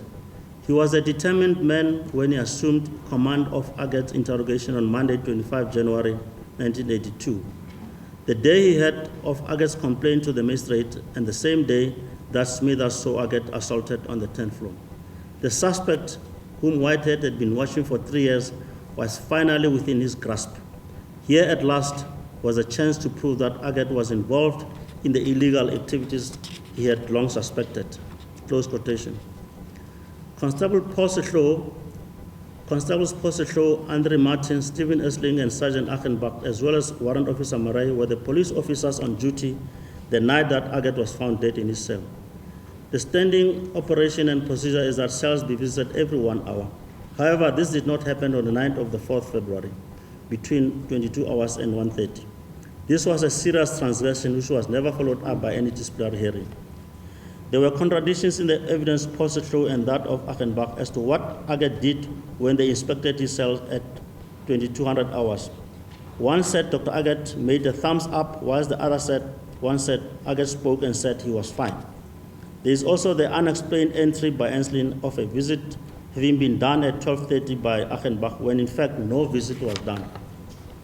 Magistrate Kotze, in his analysis of the evidence of the above-mentioned police officers, concluded that the evidence about the fact that nobody from outside, including members of the security branch, had no access that night to the cells was not contradicted or disputed. He said that he could not find inherent improbabilities that reflect adversely to the evidence. He accepted the evidence as reliable. This finding leaves much to be desired and proved beyond doubt that Kotze was not prepared to subject anomalies in that evidence to much scrutiny. We have now heard in this reopened inquest that security branch officers had access to the cells and to the detainees at any time they wished. The fact that AGGETT was returned to his cell at 3:30 a.m. on the 31st of January 1982 proves that. Joseph Nyampule, as a retired police officer who worked on the second and third floors during that period, testified in the reopened inquest that uniform branch had their own set of keys, so did the security branch. These were kept by Major Cronwright. He further testified that access to the second floor was also possible through the charge office. He also emphasized that there was a way to access the second floor without going through the front charge office. The detainees, Frank Chikane, Prema Naidu, Barbara Hogan, including Nyampule, the police officer, all testified that belts, shoelaces, scarves were not allowed in detainees' cells because these were items that could be used by detainees to harm themselves. The question that was not answered in 1982 inquest is, how come all the bent items found their way into AGGETT's cell? Was it not a way to encourage him to commit suicide? When Achenbach and Marais last visited his cell at 2200 hours, they must have been aware of the contraband and yet did nothing to remove same. Orat van Heerden had expressed a fear, so did Dietlefs, who decided to keep quiet about the possibility of AGGETT committing suicide. It must also be recalled that 2 days earlier during that long weekend interrogation, one of the police officers said that he does not think that Dr. AGGETT will hold on for any longer. Dietlefs, testifying in the reopened inquest, said that after AGGETT had told him about Jan Theron being the leader of the underground movement, he foresaw the risk that AGGETT may take his own life. It must be mentioned that he did not say so in the 1982 inquest. He added that he did not mention it because they were threatened. He told the reopened inquest that Major Cronwright and Lieutenant Whitehead threatened him not to tell the truth. It was an instruction from Major Cronwright that members of the security branch needed to stay together and not split, clearly indicating covering up for each other and support each other at all costs. Major Cronwright told them they are all there for one purpose, being to fight communism. Dietlefs also considered under cross-examination by Advocate Vani that he committed a crime by not reporting assault on detainees and thus covered up crimes committed. Covering up was routine practice within the security branch. Dietlefs, whilst admitting that electric shocks as a form of torture was used on detainees on the 10th floor, found it difficult under cross-examination to tell the court how did he know about that and who in particular applied electric shocks on the detainees. He kept on saying that it was a general thing and commonly and spoken about in the corridors. I have no doubt that Dietlefs, in responding to this question, was trying his best to distance himself from electric shock or torture treatment. On the other hand, he was covering up for Whitehead and Cronwright. And on the other hand, he projected himself as a smart interrogator who never used any form of assault or torture on detainees. I have no hesitation to say that he was clearly lying. He not only knew about this, he observed it and probably also used electric shocks whilst interrogating detainees. Finally, under cross-examination, Dietlefs considered that at some stage he did use force during interrogation, and he stopped as he noticed that it was not yielding any positive results. He used to slap detainees across the face. He admitted that he also used physical assault on Barbara Hogan. Dietlefs, who had been left alone with Dr. AGGETT during the night of the 30th of January, told the court in 1982 and in the reopened inquest that Dr. AGGETT mentioned Jan Theron, Oscar Peter, Orent van Heerden, and others as members of SACTU, and that they were involved in organizing workers to sabotage the economy of the country. When it was put to him that SACTU was not a banned organization, and also that in fact no action was taken by the police against the people AGGETT named, Dietlefs gives a nonsensical answer, namely that there are different units in the police force. The statement that Dietlefs called the breakthrough statement was nothing and incriminated no one. In fact, it never existed. When Dietlefs told Whitehead and Cronwright about his fears that Aggett may commit suicide, he says that Whitehead kept quiet, and he attributed this to the fact that Whitehead was inexperienced. Major Cronwright had understood him and did not tell him if he would take any steps. He left it there because Cronwright is his senior. He formed the opinion that both Whitehead and Cronwright did not take that statement seriously. He, however, considered that both Cronwright and Whitehead were under a legal duty to protect the well-being and lives of detainees. The question that remains to be answered is whether Dietlefs, having admitted that he lied during the 1982 inquest, makes him an accessory after the fact in respect of the direct deeds and omission by Cronwright and Whitehead, which led to the death of Aggett. What is of further importance is that Dietlefs' head, Dr. Aggett, says he does not wish to live any longer and that he cannot forgive himself. This, according to Dietlefs, Aggett said at the time that Whitehead was in the process of sending the 4-page statement to head office, and yet nothing was done. When it was put to Dietlefs that the whole issue about the 4-page telex was a fabrication and that it was put as a story to back up the police version as an explanation for suicide, Dietlefs vehemently disputed this and stood by his word that it did happen. If it is true that Dietlefs says that Aggett had incriminated people like Jan Theron and others, and he was aware that Aggett had threatened suicide, then they as the police should have had an interest in seeing to it that Aggett lives to give evidence against people he had incriminated. The fact that all of them said nothing about Aggett having said he does not wish to live anymore proves that it did not happen that way. Aggett never contemplated suicide. What makes it further improbable is if he did say it, why then go all the way to his high school and break into his parents' home in Somerset West in search of evidence to back up their ridiculous version that Aggett committed suicide? The story of suicide becomes more ridiculous and a joke when Dietlefs testified that he heard in the corridors of John Foster Square that Dr. Aggett hanged himself with a tablecloth that his family had brought for him to have lunch on. We all know that no tablecloth was used in the hanging. In any case, tablecloths would never have been allowed inside the detainee's cell. However, what is of importance is to note that in the final analysis, Dietlefs considered and admitted the following. 1, that he slapped Barbara Hogan and made her sit under a table whilst being interrogated. 2, that he insulted and verbally abused Reverend Frank Chikani by calling him a kafir predicant. 3, that it was routine for members of the security branch as a whole, which included fabricating of evidence and lying under oath. 4, that he, Dietlefs, was forced by his seniors to lie and cover up in the case of Dr. Aggett. When cross-examined by Advocate Mlocho, he agreed that he lied under oath when testifying in the case of assault against him by Barbara Hogan. Despite that, the magistrate believed him and acquitted him.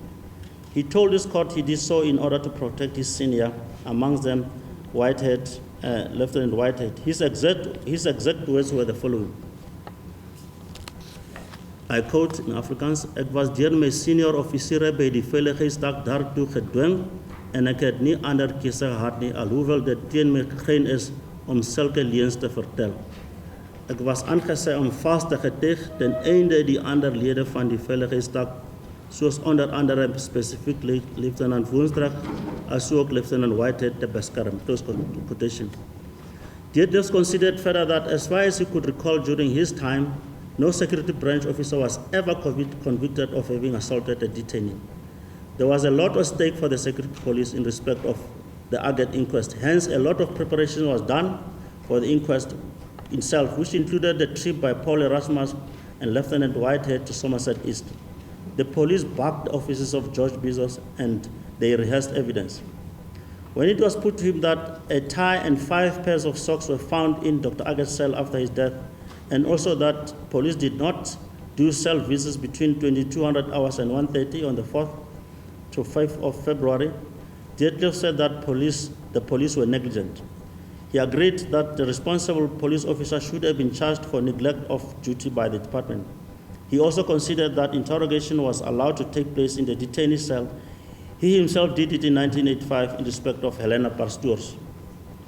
Dietlefs also told his court about a room situated on the 10th floor, which was referred to as the Waarheidkamer or truth room. It was not occupied by anybody. It was completely sealed and it had no windows. Detectives confirmed that Stanza Bopape was electrocuted and died on the 10th floor of John Foster Square, and thereafter the police took his body to Mpumalanga, where the body was blown up and thrown in a river full of crocodiles. He confirmed that the security police, as usual, covered up for each other and lied to the public that Stanza Bopape escaped en route to Vereeniging and was never seen again. It is on record that senior police officers, namely Hendrik Mostert, Charles Zilli, Jacobus Engelberg, and John van der Merwe, applied for amnesty, which was granted after they told the truth about the death of Bopape. Detectives agreed with counsel when it was put to him that if the security police successfully covered up and lied to the public about the disappearances and death of Stanza Bopape, it goes without saying that they also covered up details leading to the death of Dr. AGGETT. In answering questions by the court, Detective said that he had no knowledge about trade unions and was not aware if SACTU was a banned organization. In short, he considered that there was nothing specific that he wanted AGGETT to tell him, save to say that he had been told that trade unions were busy planning to sabotage the economy of the country. His actual words were the following. Question: so you did not want anything from him?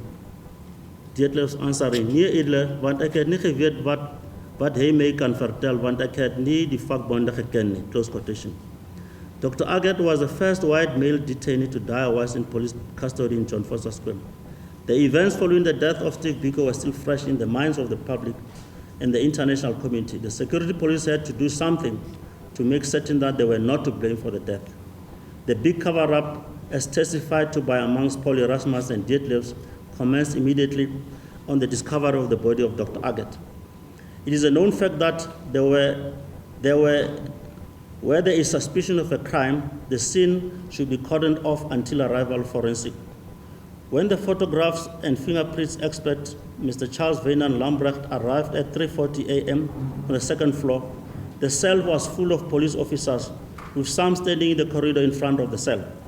This does not exclude the possibility that the scene may have been contaminated already. Testifying in the 1982 inquest, James Achenbach, a sergeant, told the court that at 12:45 a.m., he and Constable Sisloho were the first to find the body of Dr. AGGETT on the grill, and yet later it turns out that it was only at 1:30 a.m. that the body was found.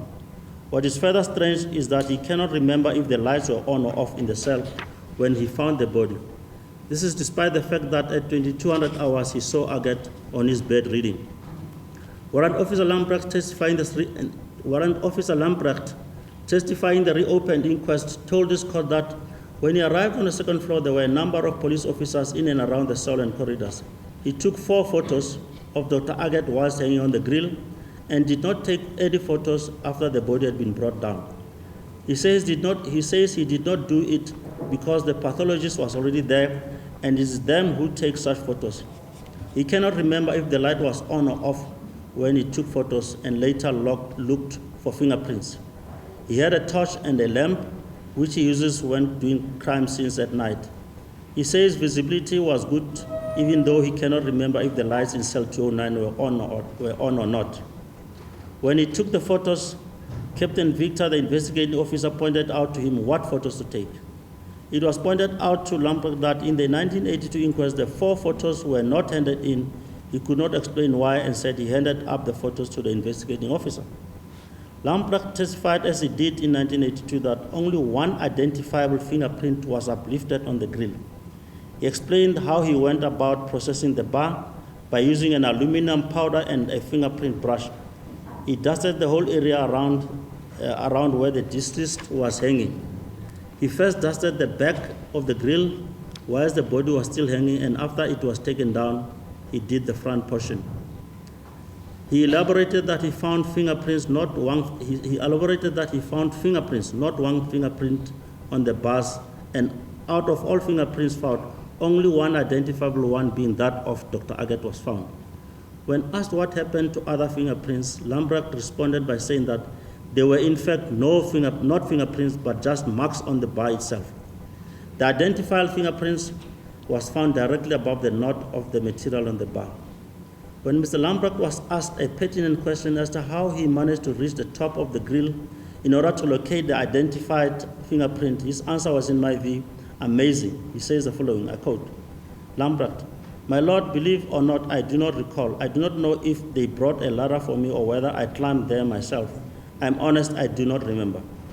Ms. Singh, but you would agree that you would have had to use some method to get up. That is correct, my Lord. What is critical and what was not analyzed by Magistrates Court in 1982 inquest is the following. Why is it that only one fingerprint was found on the back of the vertical bar linking to Dr. AGGETT? What happened to the foreline which indicated that other fingerprints were uplifted, though not identifiable? How did Warrant Officer Lambrecht manage to climb unassisted to the topmost bar and take a picture there? Constable Thabo Mutupe, testifying in the reopened inquest in relation to fingerprints taken in the cell and surfaces of the steel bar, said that if he had attended the scene in 1982, he would have lifted more fingerprints by using various techniques available at the time. Mutupe's evidence on this aspect was corroborated by Mr. Zitze Alberte, a fingerprint expert who said that he would have expected that there be more fingerprints available on the steel bars if Dr. AGGETT climbed up the grill to attach the scarf and then hang himself. Frank Dutton, a police specialist investigator with 38 years of experience in the police service, also testified that the crime scene investigation into the death of AGGETT was done in such a way as to cover up real events. Mr. Dutton had serious complaints regarding the manner in which the forensic investigation of Cell 209 was carried out.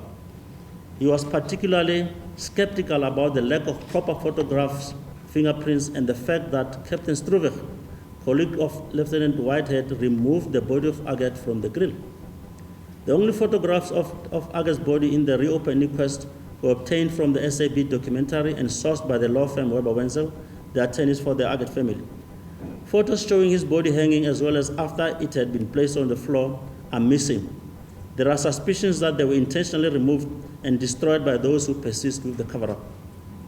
Dr. Stephen Naidu, an independent forensic pathologist who was briefed by the AGGETT family in the reopened inquest to study records of the original inquest and to provide specialist forensic pathology opinion on the cause, mechanism, and nature of the death of Dr. AGGETT, noted the following shortcomings. Firstly, he noted that the state pathologist failed to attend the scene of death contrary to the provisions of Section 3.4 of the Manual of the Performance of Postmortem. Dr. Naidu opines that had the state pathologist attended the scene, there would have been a more accurate time of death rather than estimation done by the police. Also that he would have been able to give a more precise nature of the ligature and intricacies of its knot as it was found around the neck. And lastly, the state pathologist would have been able to give an on-site assessment on the capability of the deceased to mount onto the bus to suspend himself successfully. Secondly, Dr. Naidu expressed concern that autopsy examination was hurried up and conducted within 7 hours, and that the family had not been given adequate information about the circumstances of the death so as to enable them to make timeous arrangements to appoint their own pathologist. That is why Dr. Botha, the family pathologist, arrived late when Dr. Kemp had already commenced with the autopsy examination. Dr. Botha was prejudiced and placed at some discomfort of having to contend with an already opened body. He could not have had an opportunity to examine the ligature as it appeared around AGGETT's neck. Dr. Naidu also questioned the failure of the post-mortem report examination to include comprehensive and wide subcutaneous skin flap dissection under the skin of the trunk and limbs to look for concealed bruising. This would, according to him, been helpful in view of the history of torture and assault on Dr. AGGETT. Dr. Kemp, in his testimony, had mentioned a triangular injury described as a fresh bruise over Dr. AGGETT's upper right scapula. Dr. Naidu regards this injury as unlikely to have been caused or resulted from Dr. AGGETT convulsing whilst hanging or pinching his skin against the bars. He is of the view that this fresh bruise was an ante-mortem injury from blunt force impact such as a fall or an assault at some time before the suspension. Ismail Mamoniat, one of the detainees, saw Dr. AGGETT on the 3rd of February, and they were both on the first floor to be signed out. He noted that AGGETT appeared to be in a terrible and dazed state. AGGETT did not respond to his greetings on that day. The condition that he saw AGGETT in made him doubt that AGGETT had the physical capacity and strength to commit suicide in the manner described by the police. Firoz Kachalia, a detainee at the same time as Agget, saw him a day before his death, being the 4th of February. He says that Agget looked like he was at breaking point. He could not speak to him as there was about 6 police officers in the church office. Mr. Ronald Castles, a veteran of the ANC SAP movement, testified about a document titled Inkululeko Freedom, February 1972, which he and the late Joe Slovo authored. He disputed that the original document had instructions that SACP members should rather commit suicide than to betray the organization. This was a document that the magistrate de Villiers relied heavily on in the Timor inquest in 1982. Mr. Castles indicated that suicide was never a policy of the SACP. The evidence of Thabo Mutupi as well as that of Alberts analyzed together demonstrate Agget would not have been able to climb up the grill on his own unassisted. Thabo Mutupi is a fingerprint technician stationed at the Johannesburg Central Police Station. Mr. Alberts is also a fingerprint expert. Besides the observation of the poor quality of the photographs, both of them simulated the climb up the grill where Agget was found hanging. Under cross-examination, it was put to Mutupi that only the left forefinger of Agget was found on the grill. He responded that Agget would have gripped the bar with his whole hand, leaving prints of his palm, thumb, and fingers. Mr. Alberts performed a simulation in cell B18 on the 2nd floor. He asked a colleague to climb the bars to see where he would touch and how he would climb up the search bars, and he took photos. That exercise left various fingerprints on the bars. His colleague made 5 points of contact with the bars when climbing the grill. A second simulation after the bars had been cleaned also produced the same results, which enabled him to lift five developed set of fingerprints that were clearer than when the bars were dusty. Commenting on the evidence of Charles Vaynard Lambert, who only found 1 fingerprint on the grill above the knot on the back of the bar, Ms. Alberts indicated that one would have expected to find a sequence of fingerprints which would include at least the fingerprint, the middle finger, and possibly the ring finger, pinky, when lifting those prints. The taking and uplifting of the single fingerprint by Lambert is, in my view, undermined by inherent improbabilities attached thereto. Alberts used a stepladder to get to the top of the grill and had both his hands free to take pictures. On the other hand, Mr. Lambert now says he could not recall if he used a stepladder to carry out his work on the grill. If Mr. Lambert struggled to get up to the top, how then did he manage to take a picture that only produced 1 identifiable fingerprint? Lambert confirmed that when he climbed up the grill, he was wearing latex gloves and said he had dusted those sections which would have been disturbed by his touching and pressure before ascending. He confirmed that he was not challenged by dust when attempting to lift the prints. He considered that in 1982 he did not say anything about dust on the grills. Cross-examined by Advocate Vani, Mr. Lambert considered that if the Follin was available, it would have depicted a number of prints and not 1. This evidence he did not tell the 1982 inquest. No one could say what happened to the Follin. Mr. Lambert's answers were as follows. Mr. Lambert, my lord, I can only comment on it that would the Follin have been available in the court, we could all see how it was made and the fingerprints in relation to one another that might be on the Follin, but it would not have only been 1 visible print. Mr. Van made the comment. You see, the problem we have, Mr. Lambert, is there is literally a great deal of suspicion about what happened to Dr. Agget, and everybody wants to put their minds at rest as to what actually happened. And one has already heard questions put to you by advocates for the state that there might have been other ways of getting the print there. And if there had been a reference in the first inquest proceedings to evidence to show that it was not a solitary identifiable print, but at least a series of prints, even if the prints were not necessarily that good, that would have helped the first court and certainly this court to come to a more definite finding on the matter. Mr. Lambert answered, that is why I am referring to the importance of the Follin, which unfortunately is not available. That would have shown it, because I would never just take a small piece of Follin and lift 1 print. I also cannot recall what was on the Follin.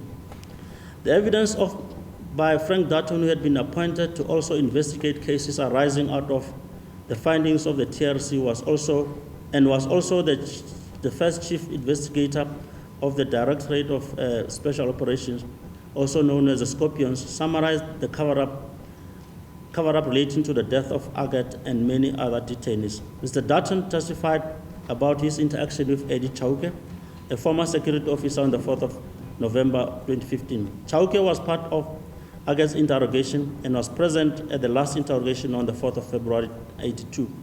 Chauke told Dutton that Whitehead had been angry with AGGETT for opening an assault case against him, and that in a rage, Whitehead tore up AGGETT's written statement. Whitehead exclaimed that it was all lies and that they will get the truth out of AGGETT. Chauke told him that it was the intention of Whitehead to resume the interrogation later that night.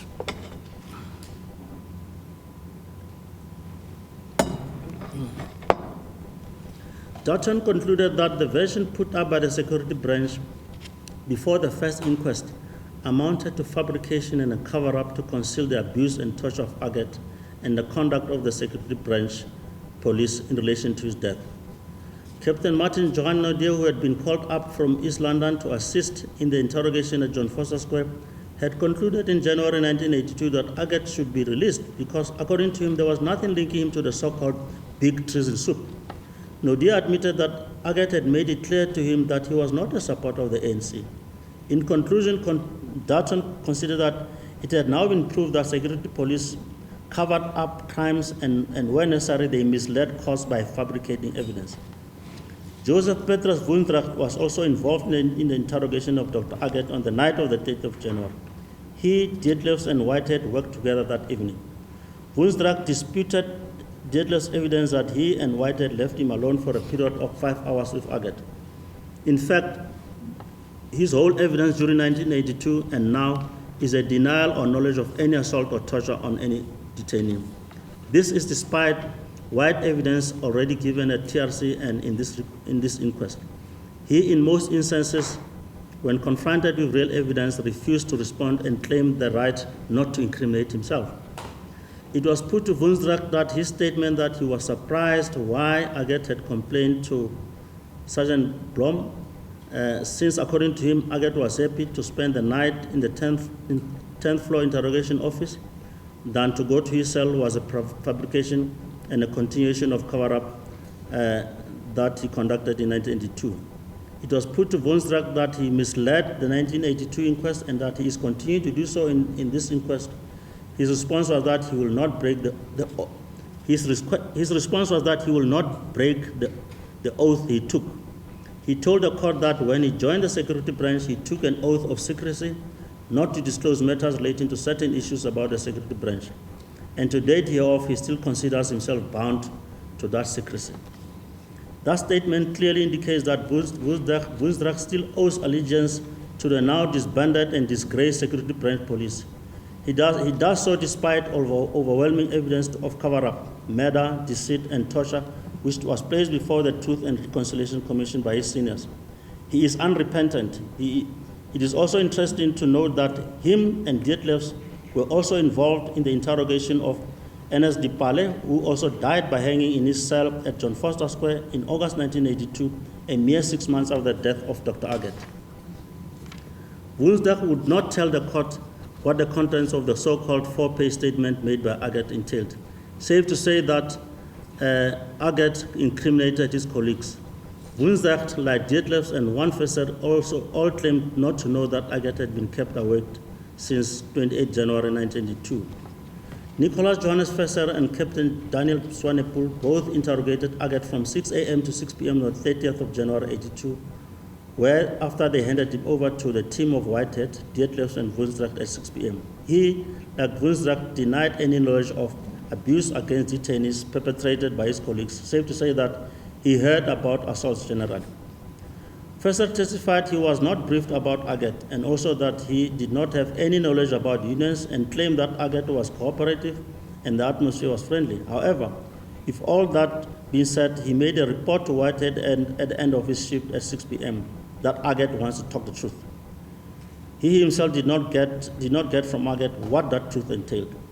He also strangely does not recall the names that AGGETT disclosed to him and Swanepoel. It is clear to this court that this talking of the truth was nothing else but a build-up and foundation that Dietlefs, Whitehead, and Woensdracht worked on from 6 a.m. to 3:30 a.m. on the 31st of January 1982. Fesser, whilst claiming not to have known that AGGETT had been deprived of sleep for approximately 50 hours prior to him and Swanepoel taking over, told this court that he would not have changed his approach to interrogate. The questions and answers went this way. Advocate Vani. So, Mr. Fesser, if I am hearing you correctly, even if you had known that he had been kept awake for approximately 2 days, you would have done everything the same. You would have continued with this abusive treatment. You would have kept him awake for another 12 hours. In other words, you would have continued to torture him by way of sleep deprivation. Mr. Fesser, I was also going to talk to him. Mr. Vani, because this was your instruction, and so regardless of any knowledge of prior abuse and sleep deprivation, since you were instructed to carry on for 12 hours, you would have simply done that. Answer, that is what I said. Mr. Fesser is correct. The instructions were to wear him out through continuous questioning.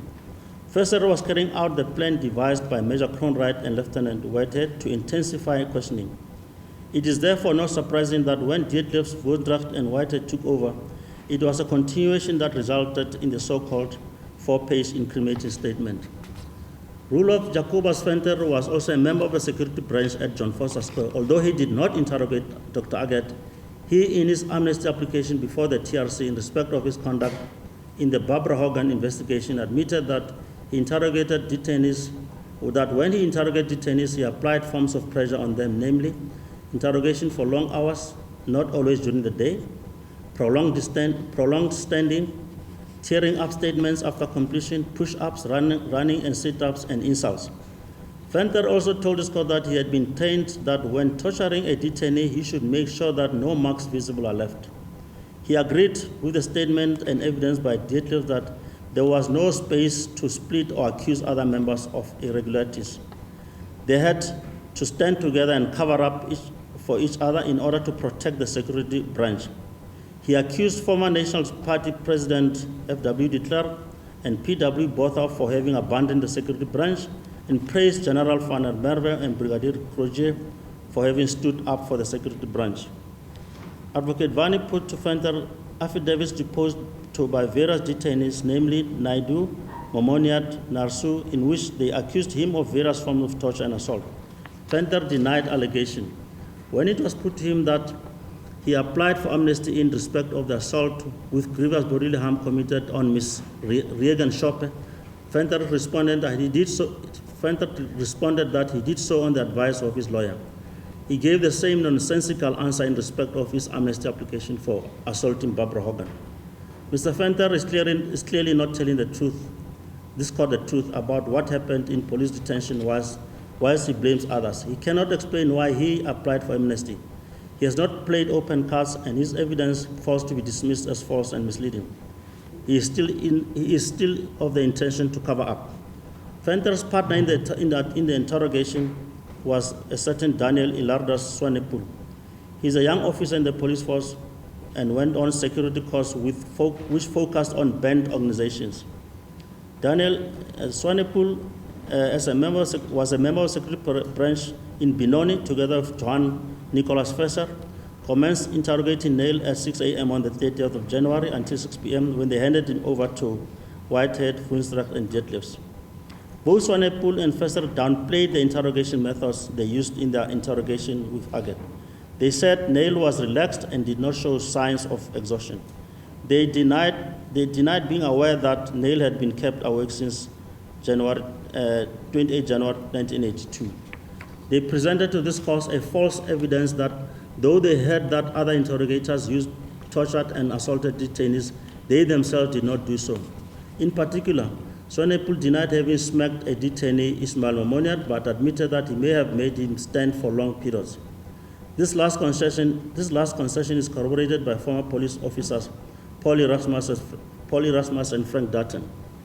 Gideon Maketa, also a former police officer, testified that a detainee, Paul Langer, was made to stand for 3 days, after which he had swollen legs that looked like elephant legs. Swanepoel and Fesser jointly interrogated Neil about his trade union activities and possible involvement in the banned ANC. Fesser was a senior of the two, and he gave Swanepoel a general briefing. Swanepoel said that apart from information he had from informers, he had no documents with him. Later during the day, Neil told him that he now wanted to tell the truth, but there was no time as their shift ended at 1800 hours. He claimed all along that Neil was physically and mentally relaxed, which was a lie. Later in his evidence, Swanepoel agreed that he made detainees run on one spot and further considered that the statement that he obtained from detainees were never made freely and voluntarily. He agreed that in 1982 inquest, he never admitted this acts of torture, and yet in this inquest, he still maintains that his 1982 evidence was correct, and as there was no physical torture. This is a clear act of still covering up. Under cross-examination by counsel from the AGGETT family, Swanepoel maintained that he had no regrets about his role in the security police because, according to him, he acted strictly within the law. He further disingenuously denied that there was a culture of cover-up within the security police. He claimed that if it had ever come to his knowledge that a crime had been committed during interrogation, he would have reported it. This, he said, despite agreeing that he knew that members of the security police were required to do everything within their ability to protect the country against communism and the ANC.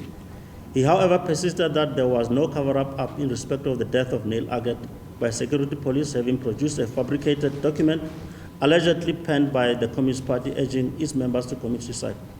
Swanepoel admitted that sleep deprivation was a cruel and torturous form of interrogation and accepted that it was aimed at undermining the physical and mental health of detainees, disorientating them and weakening their resistance to questioning. In the final analysis, Swanepoel considered he had no intelligence linking Neil to the activities of ANC and SACTU, and that in effect, all he wanted was a confession by Neil in which he implicates himself. He agreed that eventually, the so-called sensitive information allegedly given by Neil betraying his comrades amounted to nothing. Fesser, as a senior, was pathetic and denied knowledge of assault and sleep deprivation, and in the process, perjured himself. The last hours of Neil's life were precipitated or triggered by Detective Blom Fesser, who, after taking down a statement from him on the morning of the 4th of February, in which Neil implicated Whitehead in assault, torture, and electrocution, went ahead to tell the suspect, Whitehead, what Neil said. It is therefore not surprising that shortly after Blomfoster had left, Whitehead angrily confronted Neil about this. This act by Blomfoster was not only unprocedural, but put Neil's safety in danger. According to Frank Dutton, what should have happened is that once Neil had made the complaint, Whitehead should have been removed from the interrogation. It was also strange that Sergeant Blomfoster did not make arrangements to refer Neil to the district surgeon for medical evidence. All this, in my view, amounts to an orchestrated cover-up. It was put to Ms. Blomfoster by counsel for the AGGETT family as follows. Mr. Vani, so you are agreeing that the suicide in those circumstances within hours of making a detailed statement in which he wants a reckoning is just very odd and very strange. Mrs. Fesser, I agree. Evidence by both Constables Daniel Hendrik Zille and John Edward Lloyd demonstrates that procedures in respect of keeping of contraband items in the detainee cells was not followed, judging by the inventory of items found in Neil's cells after his death. The question to be asked is, why did the security police allow that? Was it not a way of trying to prove that he was well looked after by the police when in fact the contrary was the truth? When Zille was reading out the contents of items found in Neil's cell, he laughed and commented that he had never come across a detainee who was permitted to keep all his items of clothing in his cell. To him, it did not make sense. He was shocked to be told that amongst the items found was a tie for which there was no receipt. He agreed that on hindsight, he himself would never have handed the Kikoi scarf to Neil on the 11th of December 1981. In the final analysis, Zille considered that in the circumstances, all items found in Neil's cell may have been used to dress up the cell to create the impression that he was well treated. Mr. Jan Theron, a trade unionist who worked with Neil in the trade union movement, confirmed that he never at any stage disclosed his ANC involvement to Neil And between him and NIEL, it was all about union work, which was above board. Accordingly, there was no disclosure in the so-called 4-page document that could have made NIEL to feel he had betrayed him. If there was such a document, he was never arrested and interrogated about it by the security police. Theron told the court that he believes that the document was nothing more than a fabrication by the security police to justify the death of NIEL and exculpate themselves from any wrongdoing. In this reopened inquest, this court is called upon to make and record any findings that differs from the findings in the 1982 inquest. Section 17A3B reads as follows, I quote, "A judge holding an inquest that has been reopened in terms of this section shall record any finding that differs from a finding referred to in section 16.2 as well as the respect in which it differs. The findings by magistrates court in this matter is a finding referred to in section 16.2.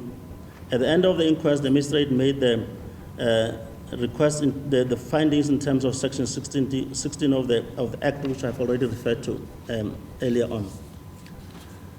There is, in my view, sufficient evidence that was placed before this court that the conduct of the security police led directly to the death of Dr. NIEL AGGETT.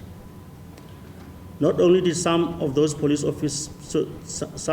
security police who testified in 1982 concede that they lied, but there is evidence which emerged during the TRC amnesty hearings by, amongst others, General Van der Merwe, that the security police committed acts of torture and assault on detainees in the name of getting rid of ANC and communism.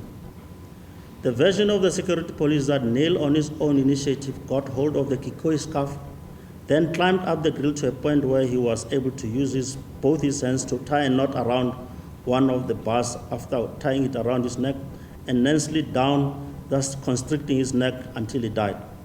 This must have taken place sometime between the hour of 2200 hours on the 4th of February 1982 and 1:30 a.m. on the 5th of February 1982.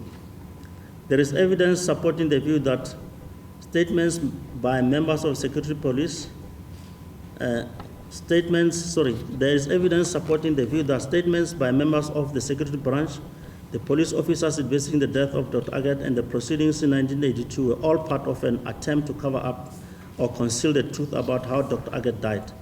This view is supported by the unchallenged evidence of Frank Dutton, Paul Erasmus, Joe Nyampule, and Gideon Makete, all former police officers.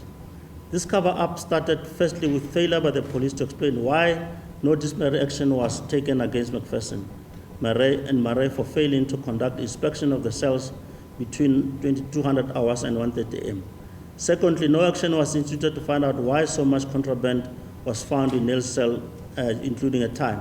Makete testified that this was totally against standing orders. The scene was tampered with in contravention with standing rules. Frank Dutton's view, which is unchallenged, is that police investigation failed on numerous counts. Firstly, when the investigation commenced, it was clear that the investigator had already adopted a view that AGGETT had committed suicide. It is therefore not surprising that shortly thereafter, the top brass, which must have included Major Cronwright and Henry Miller, instructed Stephen Whitehead to go look for evidence that may support that conclusion. Hence the trip to Somerset West by Whitehead and Paul Erasmus to look for evidence at AGGETT's school and his home for any evidence of AGGETT being suicidal. The question is, if they were convinced that he committed suicide, why go all the way to Western Cape in search of non-existent evidence? Ms. Jill Berger, AGGETT's sister, as well as Dr. Liz Floyd, his partner, all expressed their sentiment that there is no way that NIEL would have contemplated suicide. This court has no reason not to accept that. NIEL had made a detailed statement to Detective Blom on the 4th of February, in which he sought that those who tortured him be dealt with. Now, why would he take his life instead of awaiting the outcome of this complaint? In Dutton's view, the conduct of Sergeant Blom, now officer, in immediately informing the suspects about the complaints of assault against him was reckless and improper. Hence, Eddie Chauke, a former security branch officer, told Dutton that Whitehead was so angry about AGGETT opening a case of assault him in a rage, and he tore up the 28-page statement that AGGETT had been working on for weeks. Chauke told Dutton that when he last saw AGGETT, it was 3 p.m. on the 4th of February. AGGETT was visibly upset and depressed. Whitehead, on the other and the other white membership of the interrogatory team said they were intent to resume further interrogation that night. NIEL did not commit suicide. He was killed by members of the security police between 2200 hours and 1:30 on the 5th of February 1982. I've come to this conclusion because of the following unchallenged facts which appear here under. 1. Dr. Dale Aggett had been subjected to torture and sleep deprivation and no food for a period of 62 hours. His co-detainees, Ngwenya, Momoniat, Lirumo, and Naidu testified how he looked like a day before on the 3rd of February. One of them said that he was like a zombie, while the other said he did not respond when greeted. In this weakened state caused by further electric shock, after he had later complained, there was no way that he would have managed to climb up the grill and tie the kikoi around his neck and the grill. There has been no explanation why only one fingerprint, being that of NIEL, was picked up on the grill. If it was him going up, there would have been multiple fingerprints on the grill. The witness, Thabo Mutupi, testified that to climb to the top of the cell, NIEL would have touched at least 3 or 4 bars. Mutupi noted that the deceased would have gripped the bar with his whole hand, leaving palm, thumb, and fingerprints. Mr. Professor Johan David Lobser, a chief government pathologist testifying in the 1982 inquest, was asked to comment if it is possible for the deceased to have gone up the grills himself. He responded as follows in Afrikaans. Ilakbare, die opzet hier is vir die volgende, dat hierdie eindresultate bereik, namelijk die lichaam dan in hierdie houding te plaas, sekerlik as daar die blok en tackle beskikbaar was nie, so daar 'n hele aantal persone nodig gewees het. Ek sou reken ten minste 5 die lichaam dan in hierdie posisie te plaas, op so 'n manier dat daar nie wesenlik naspeurbare fisiese verstellings is nie. There is evidence that NIEL had not been taking meals for a few days. This explains why he walked sluggish and did not respond to other detainees who tried to speak to him. Jabu Ngwenya told the 1982 court, as well as the reopened inquest, that physically NIEL looked depressed. His shoulders were slumped. He walked with very little purpose. He dragged and shuffled his feet along. When Whitehead became aware that a case of assault and torture had been opened against him, he became infuriated and confronted NIEL about that. Whitehead was more concerned about his career progression in the security branch and would not permit this complaint to stand in his way, more so that he, over 62 hours, had failed to get a confession or admission from NIEL. In his view, the best was to get rid of NIEL and eliminate him. After all, this was one of the security police methods.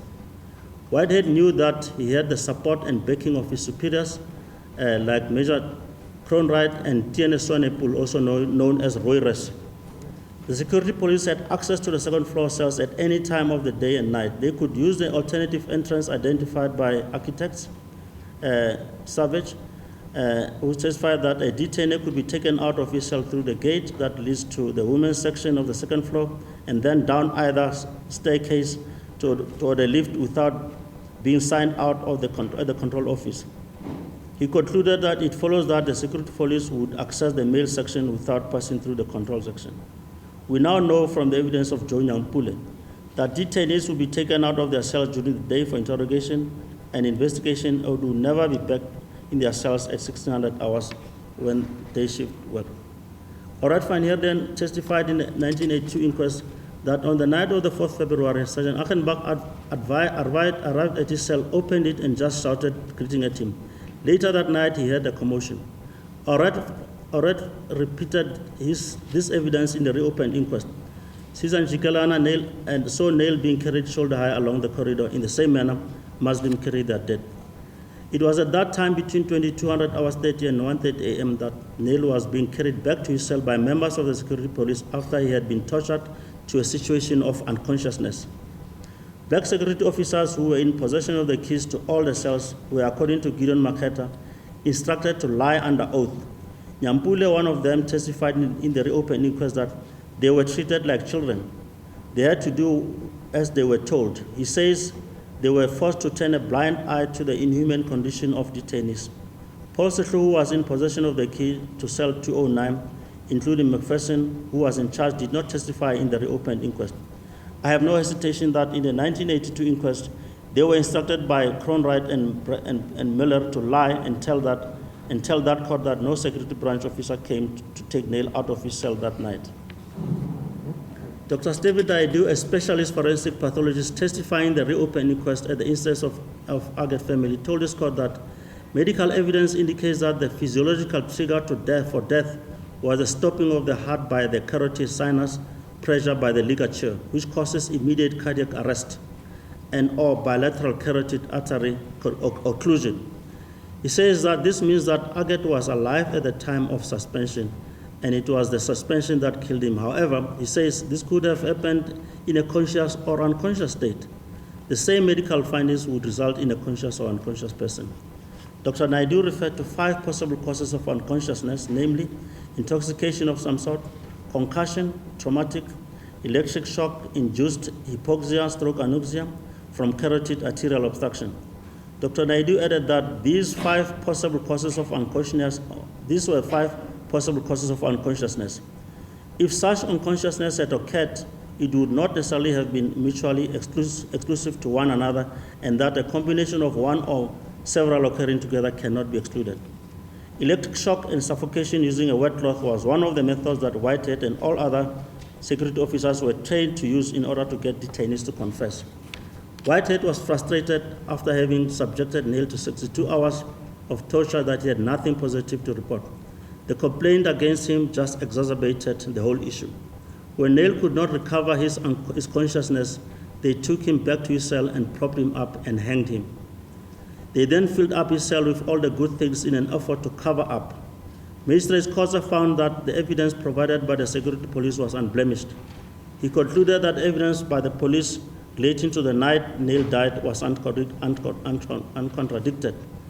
This is hardly surprising because only security police officers were present and decided all forms of cover-up. This included the evidence of one Professor Jan Plomp, who, despite having never met Neil AGGETT, concluded that Neil was suicidal. The evidence of Professor Charles Foster, a qualified clinical psychologist, and that of Professor Plomp, a qualified psychologist, contradict each other in respect of Neil being suicidal. It is surprising that Magistrate Koza preferred the evidence of Professor Jan Plomp over that of Professor Foster without any plausible or convincing reason.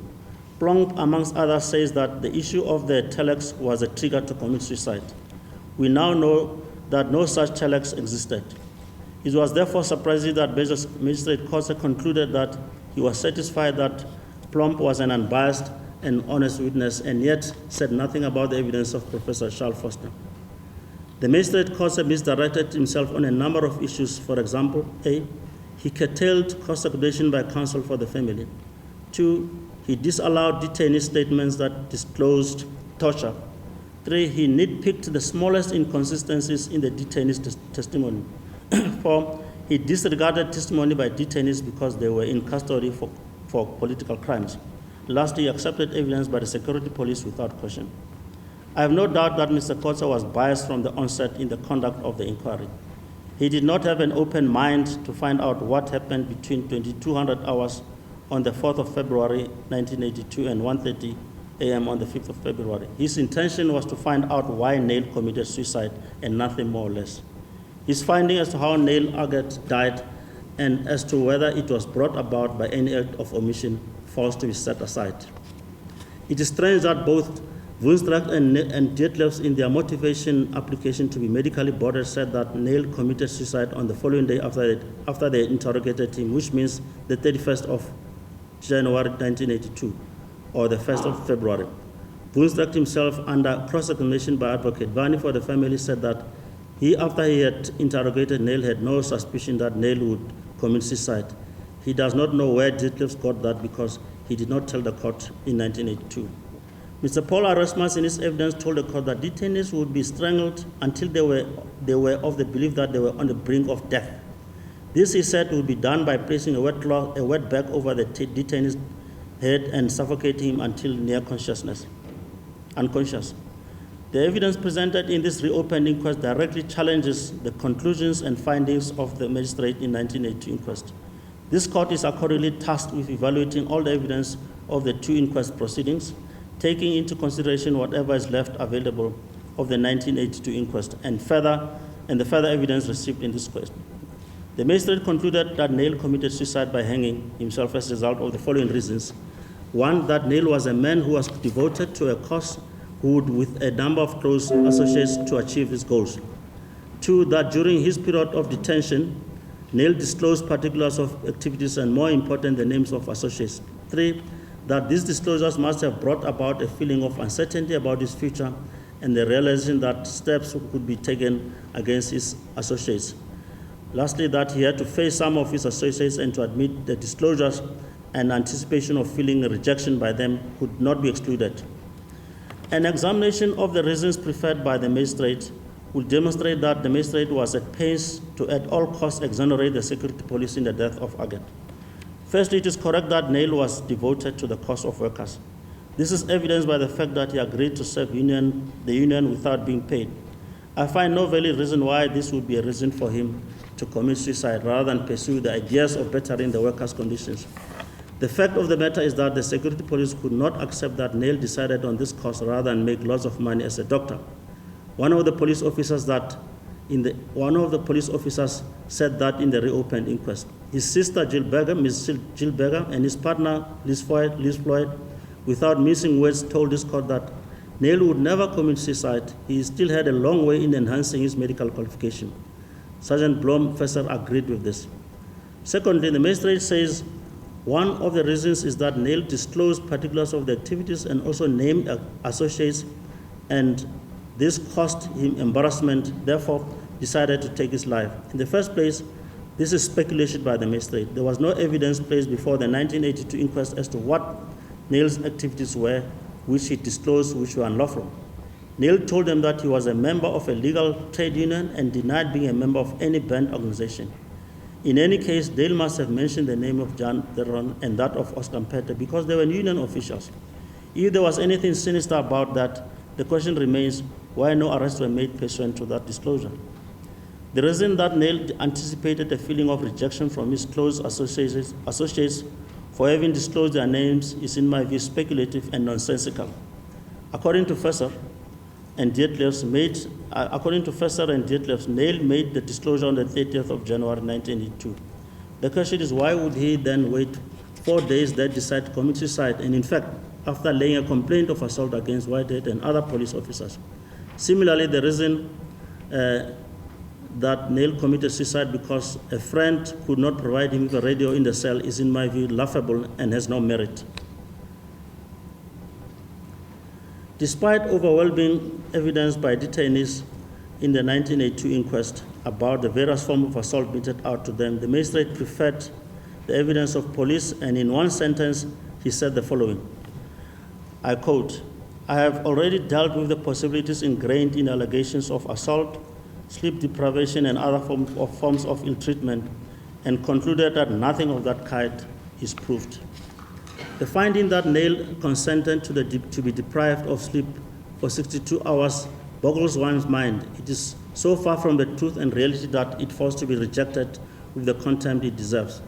The magistrate, without further inquiry, accepted the lies from the police.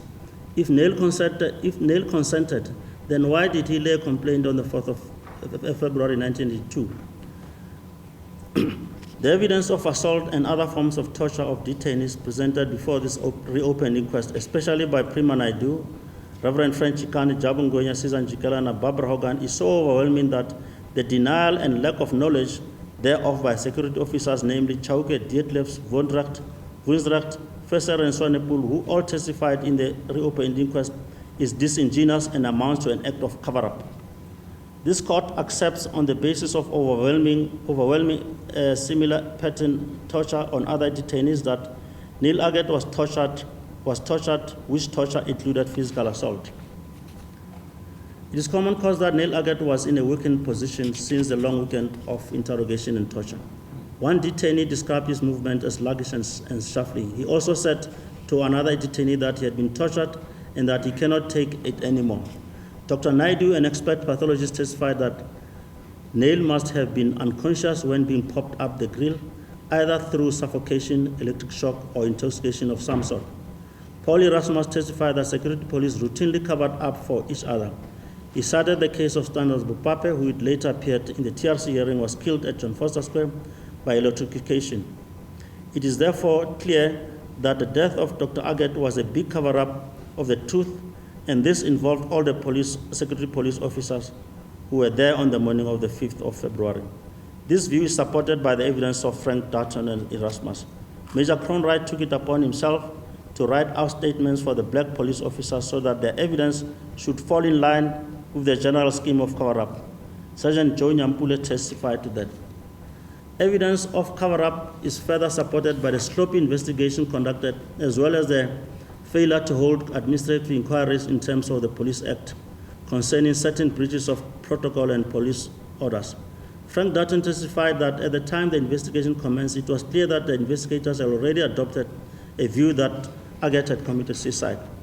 This, he said fell short of the required level of impartiality, which requires an open mind as to the cause of death. In his view, the selected investigator, Captain Carl Victor, who was attached to the detective branch at John Foster Square, was unlikely to act independently in the face of senior officers such as Brigadier Roy Reswanepul and Henny Miller, who were overseeing the investigation of the death of NIEL Aggett. In particular, Brigadier Roy Res took charge of the death scene in cell 209 in the early hours of 5 February 1982, even before the arrival of any forensic pathologist. Frank Dutton reminded this court that Brigadier Roy Reswanepul interrogated Suleiman Saloji on the day he fell to his death on the 7th floor of Grace Building in Johannesburg on the 9th of September 1964, and also that he interrogated James Linkwe on the day Linkwe allegedly hanged himself in March 1969. There are a number of issues and events which, if the magistrate had applied his unbiased mind to the facts and evidence, would have indicated that the police version was a lie and a sham meant to cover up the truth. One of the most obvious is the non-disclosure of the 4-page document wherein Aggett is said to have incriminated others. And second, most glaring is the mission by Lieutenant Whitehead, who was a suspect to the Corps, together with Erasmus on a fishing expedition aimed at coming with evidence of Aggett's possible suicidal tendencies. Mr. Frank Dutton makes the point which, in my view, sums up the involvement of the security police in the death of Dr. NIEL Aggett. That is, that the gap in cell visits during the late night of 4 February and early morning of 5 February may not have been a mere coincidence. This, he says, may have been orchestrated to permit the death scene. There is ample evidence and indication that support this view. I have dealt with same elsewhere in the judgment.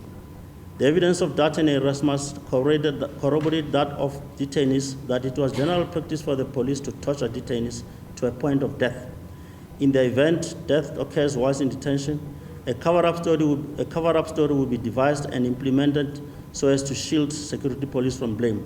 According to Dutton and Erasmus, the cover-up story must be handled by a unit within the security police known as the resident sweepers.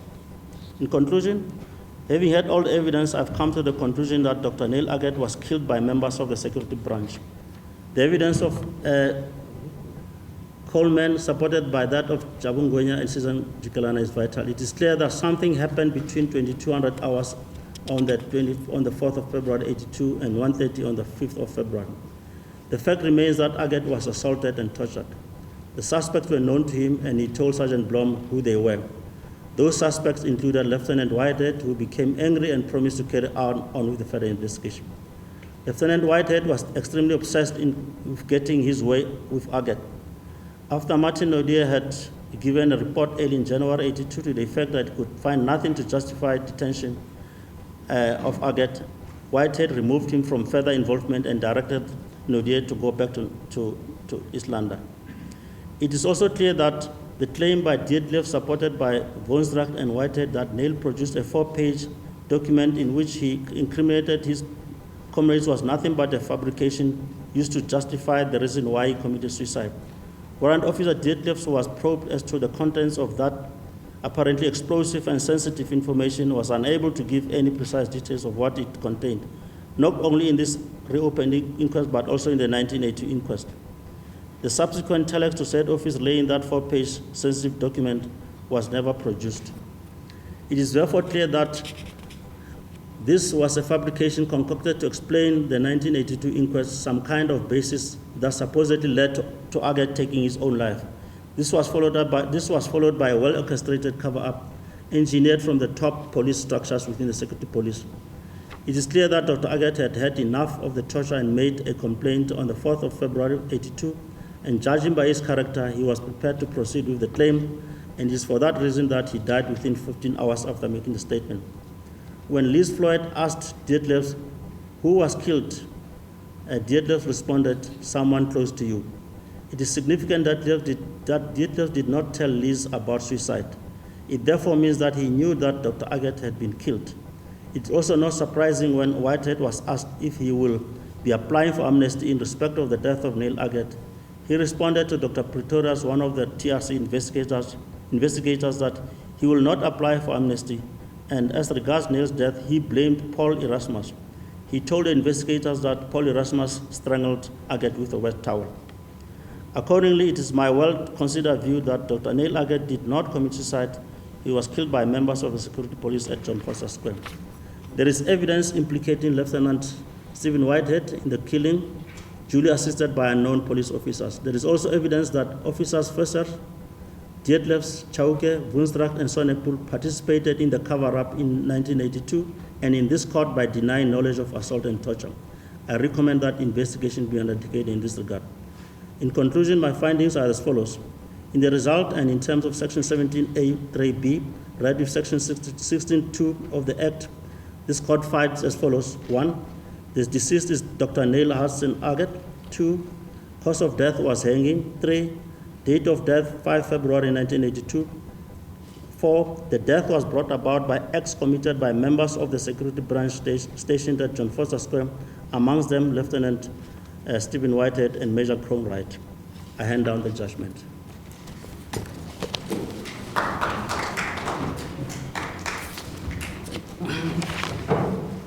Court adjourns.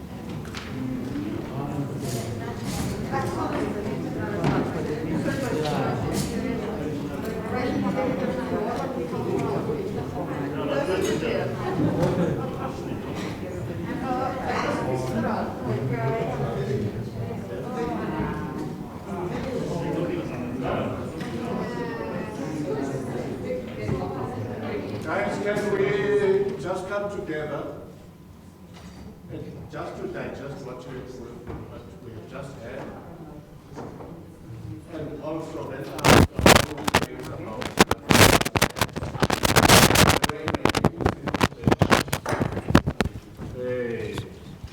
a comrade of NIEL AGGETT. Is it possible for us just to say something, just to talk about what we have just said? Or you just want to go home and think about what we have had? Now Liz wants to say something. I think it covered more than I expected. You know, I didn't assume that we would get such clarity step by step. It's been an enormous amount of evidence. Yes. The judge has gone through every single item and put it together. So I think it's an extraordinary judgment. Yeah. It was impossible in 1982, and certainly 40 years later, one didn't expect this kind of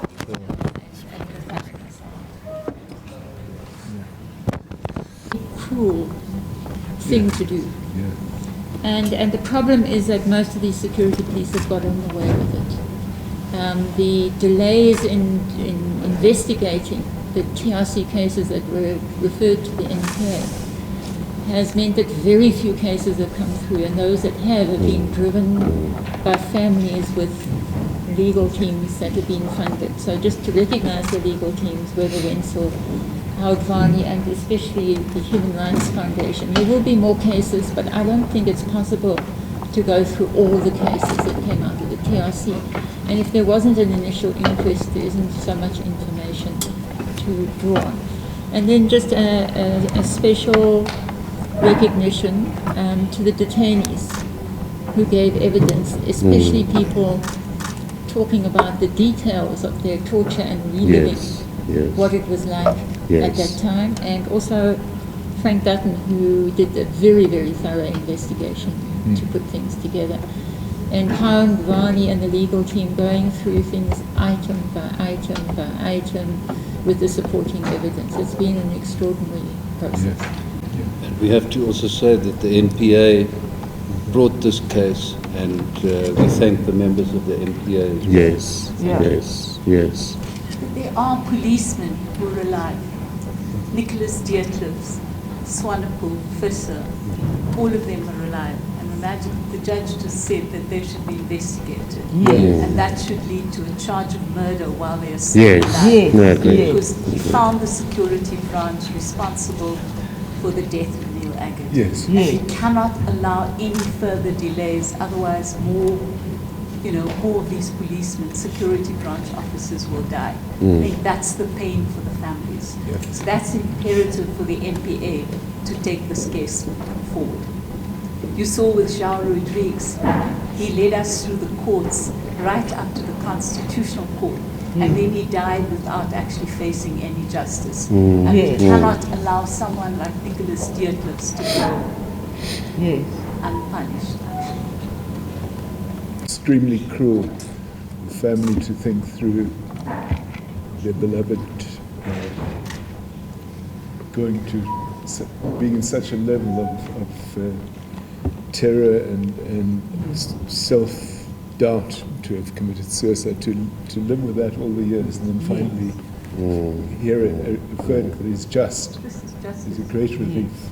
And I think it's good for everybody. Yes. I echo what Yasmin said about following up now urgently.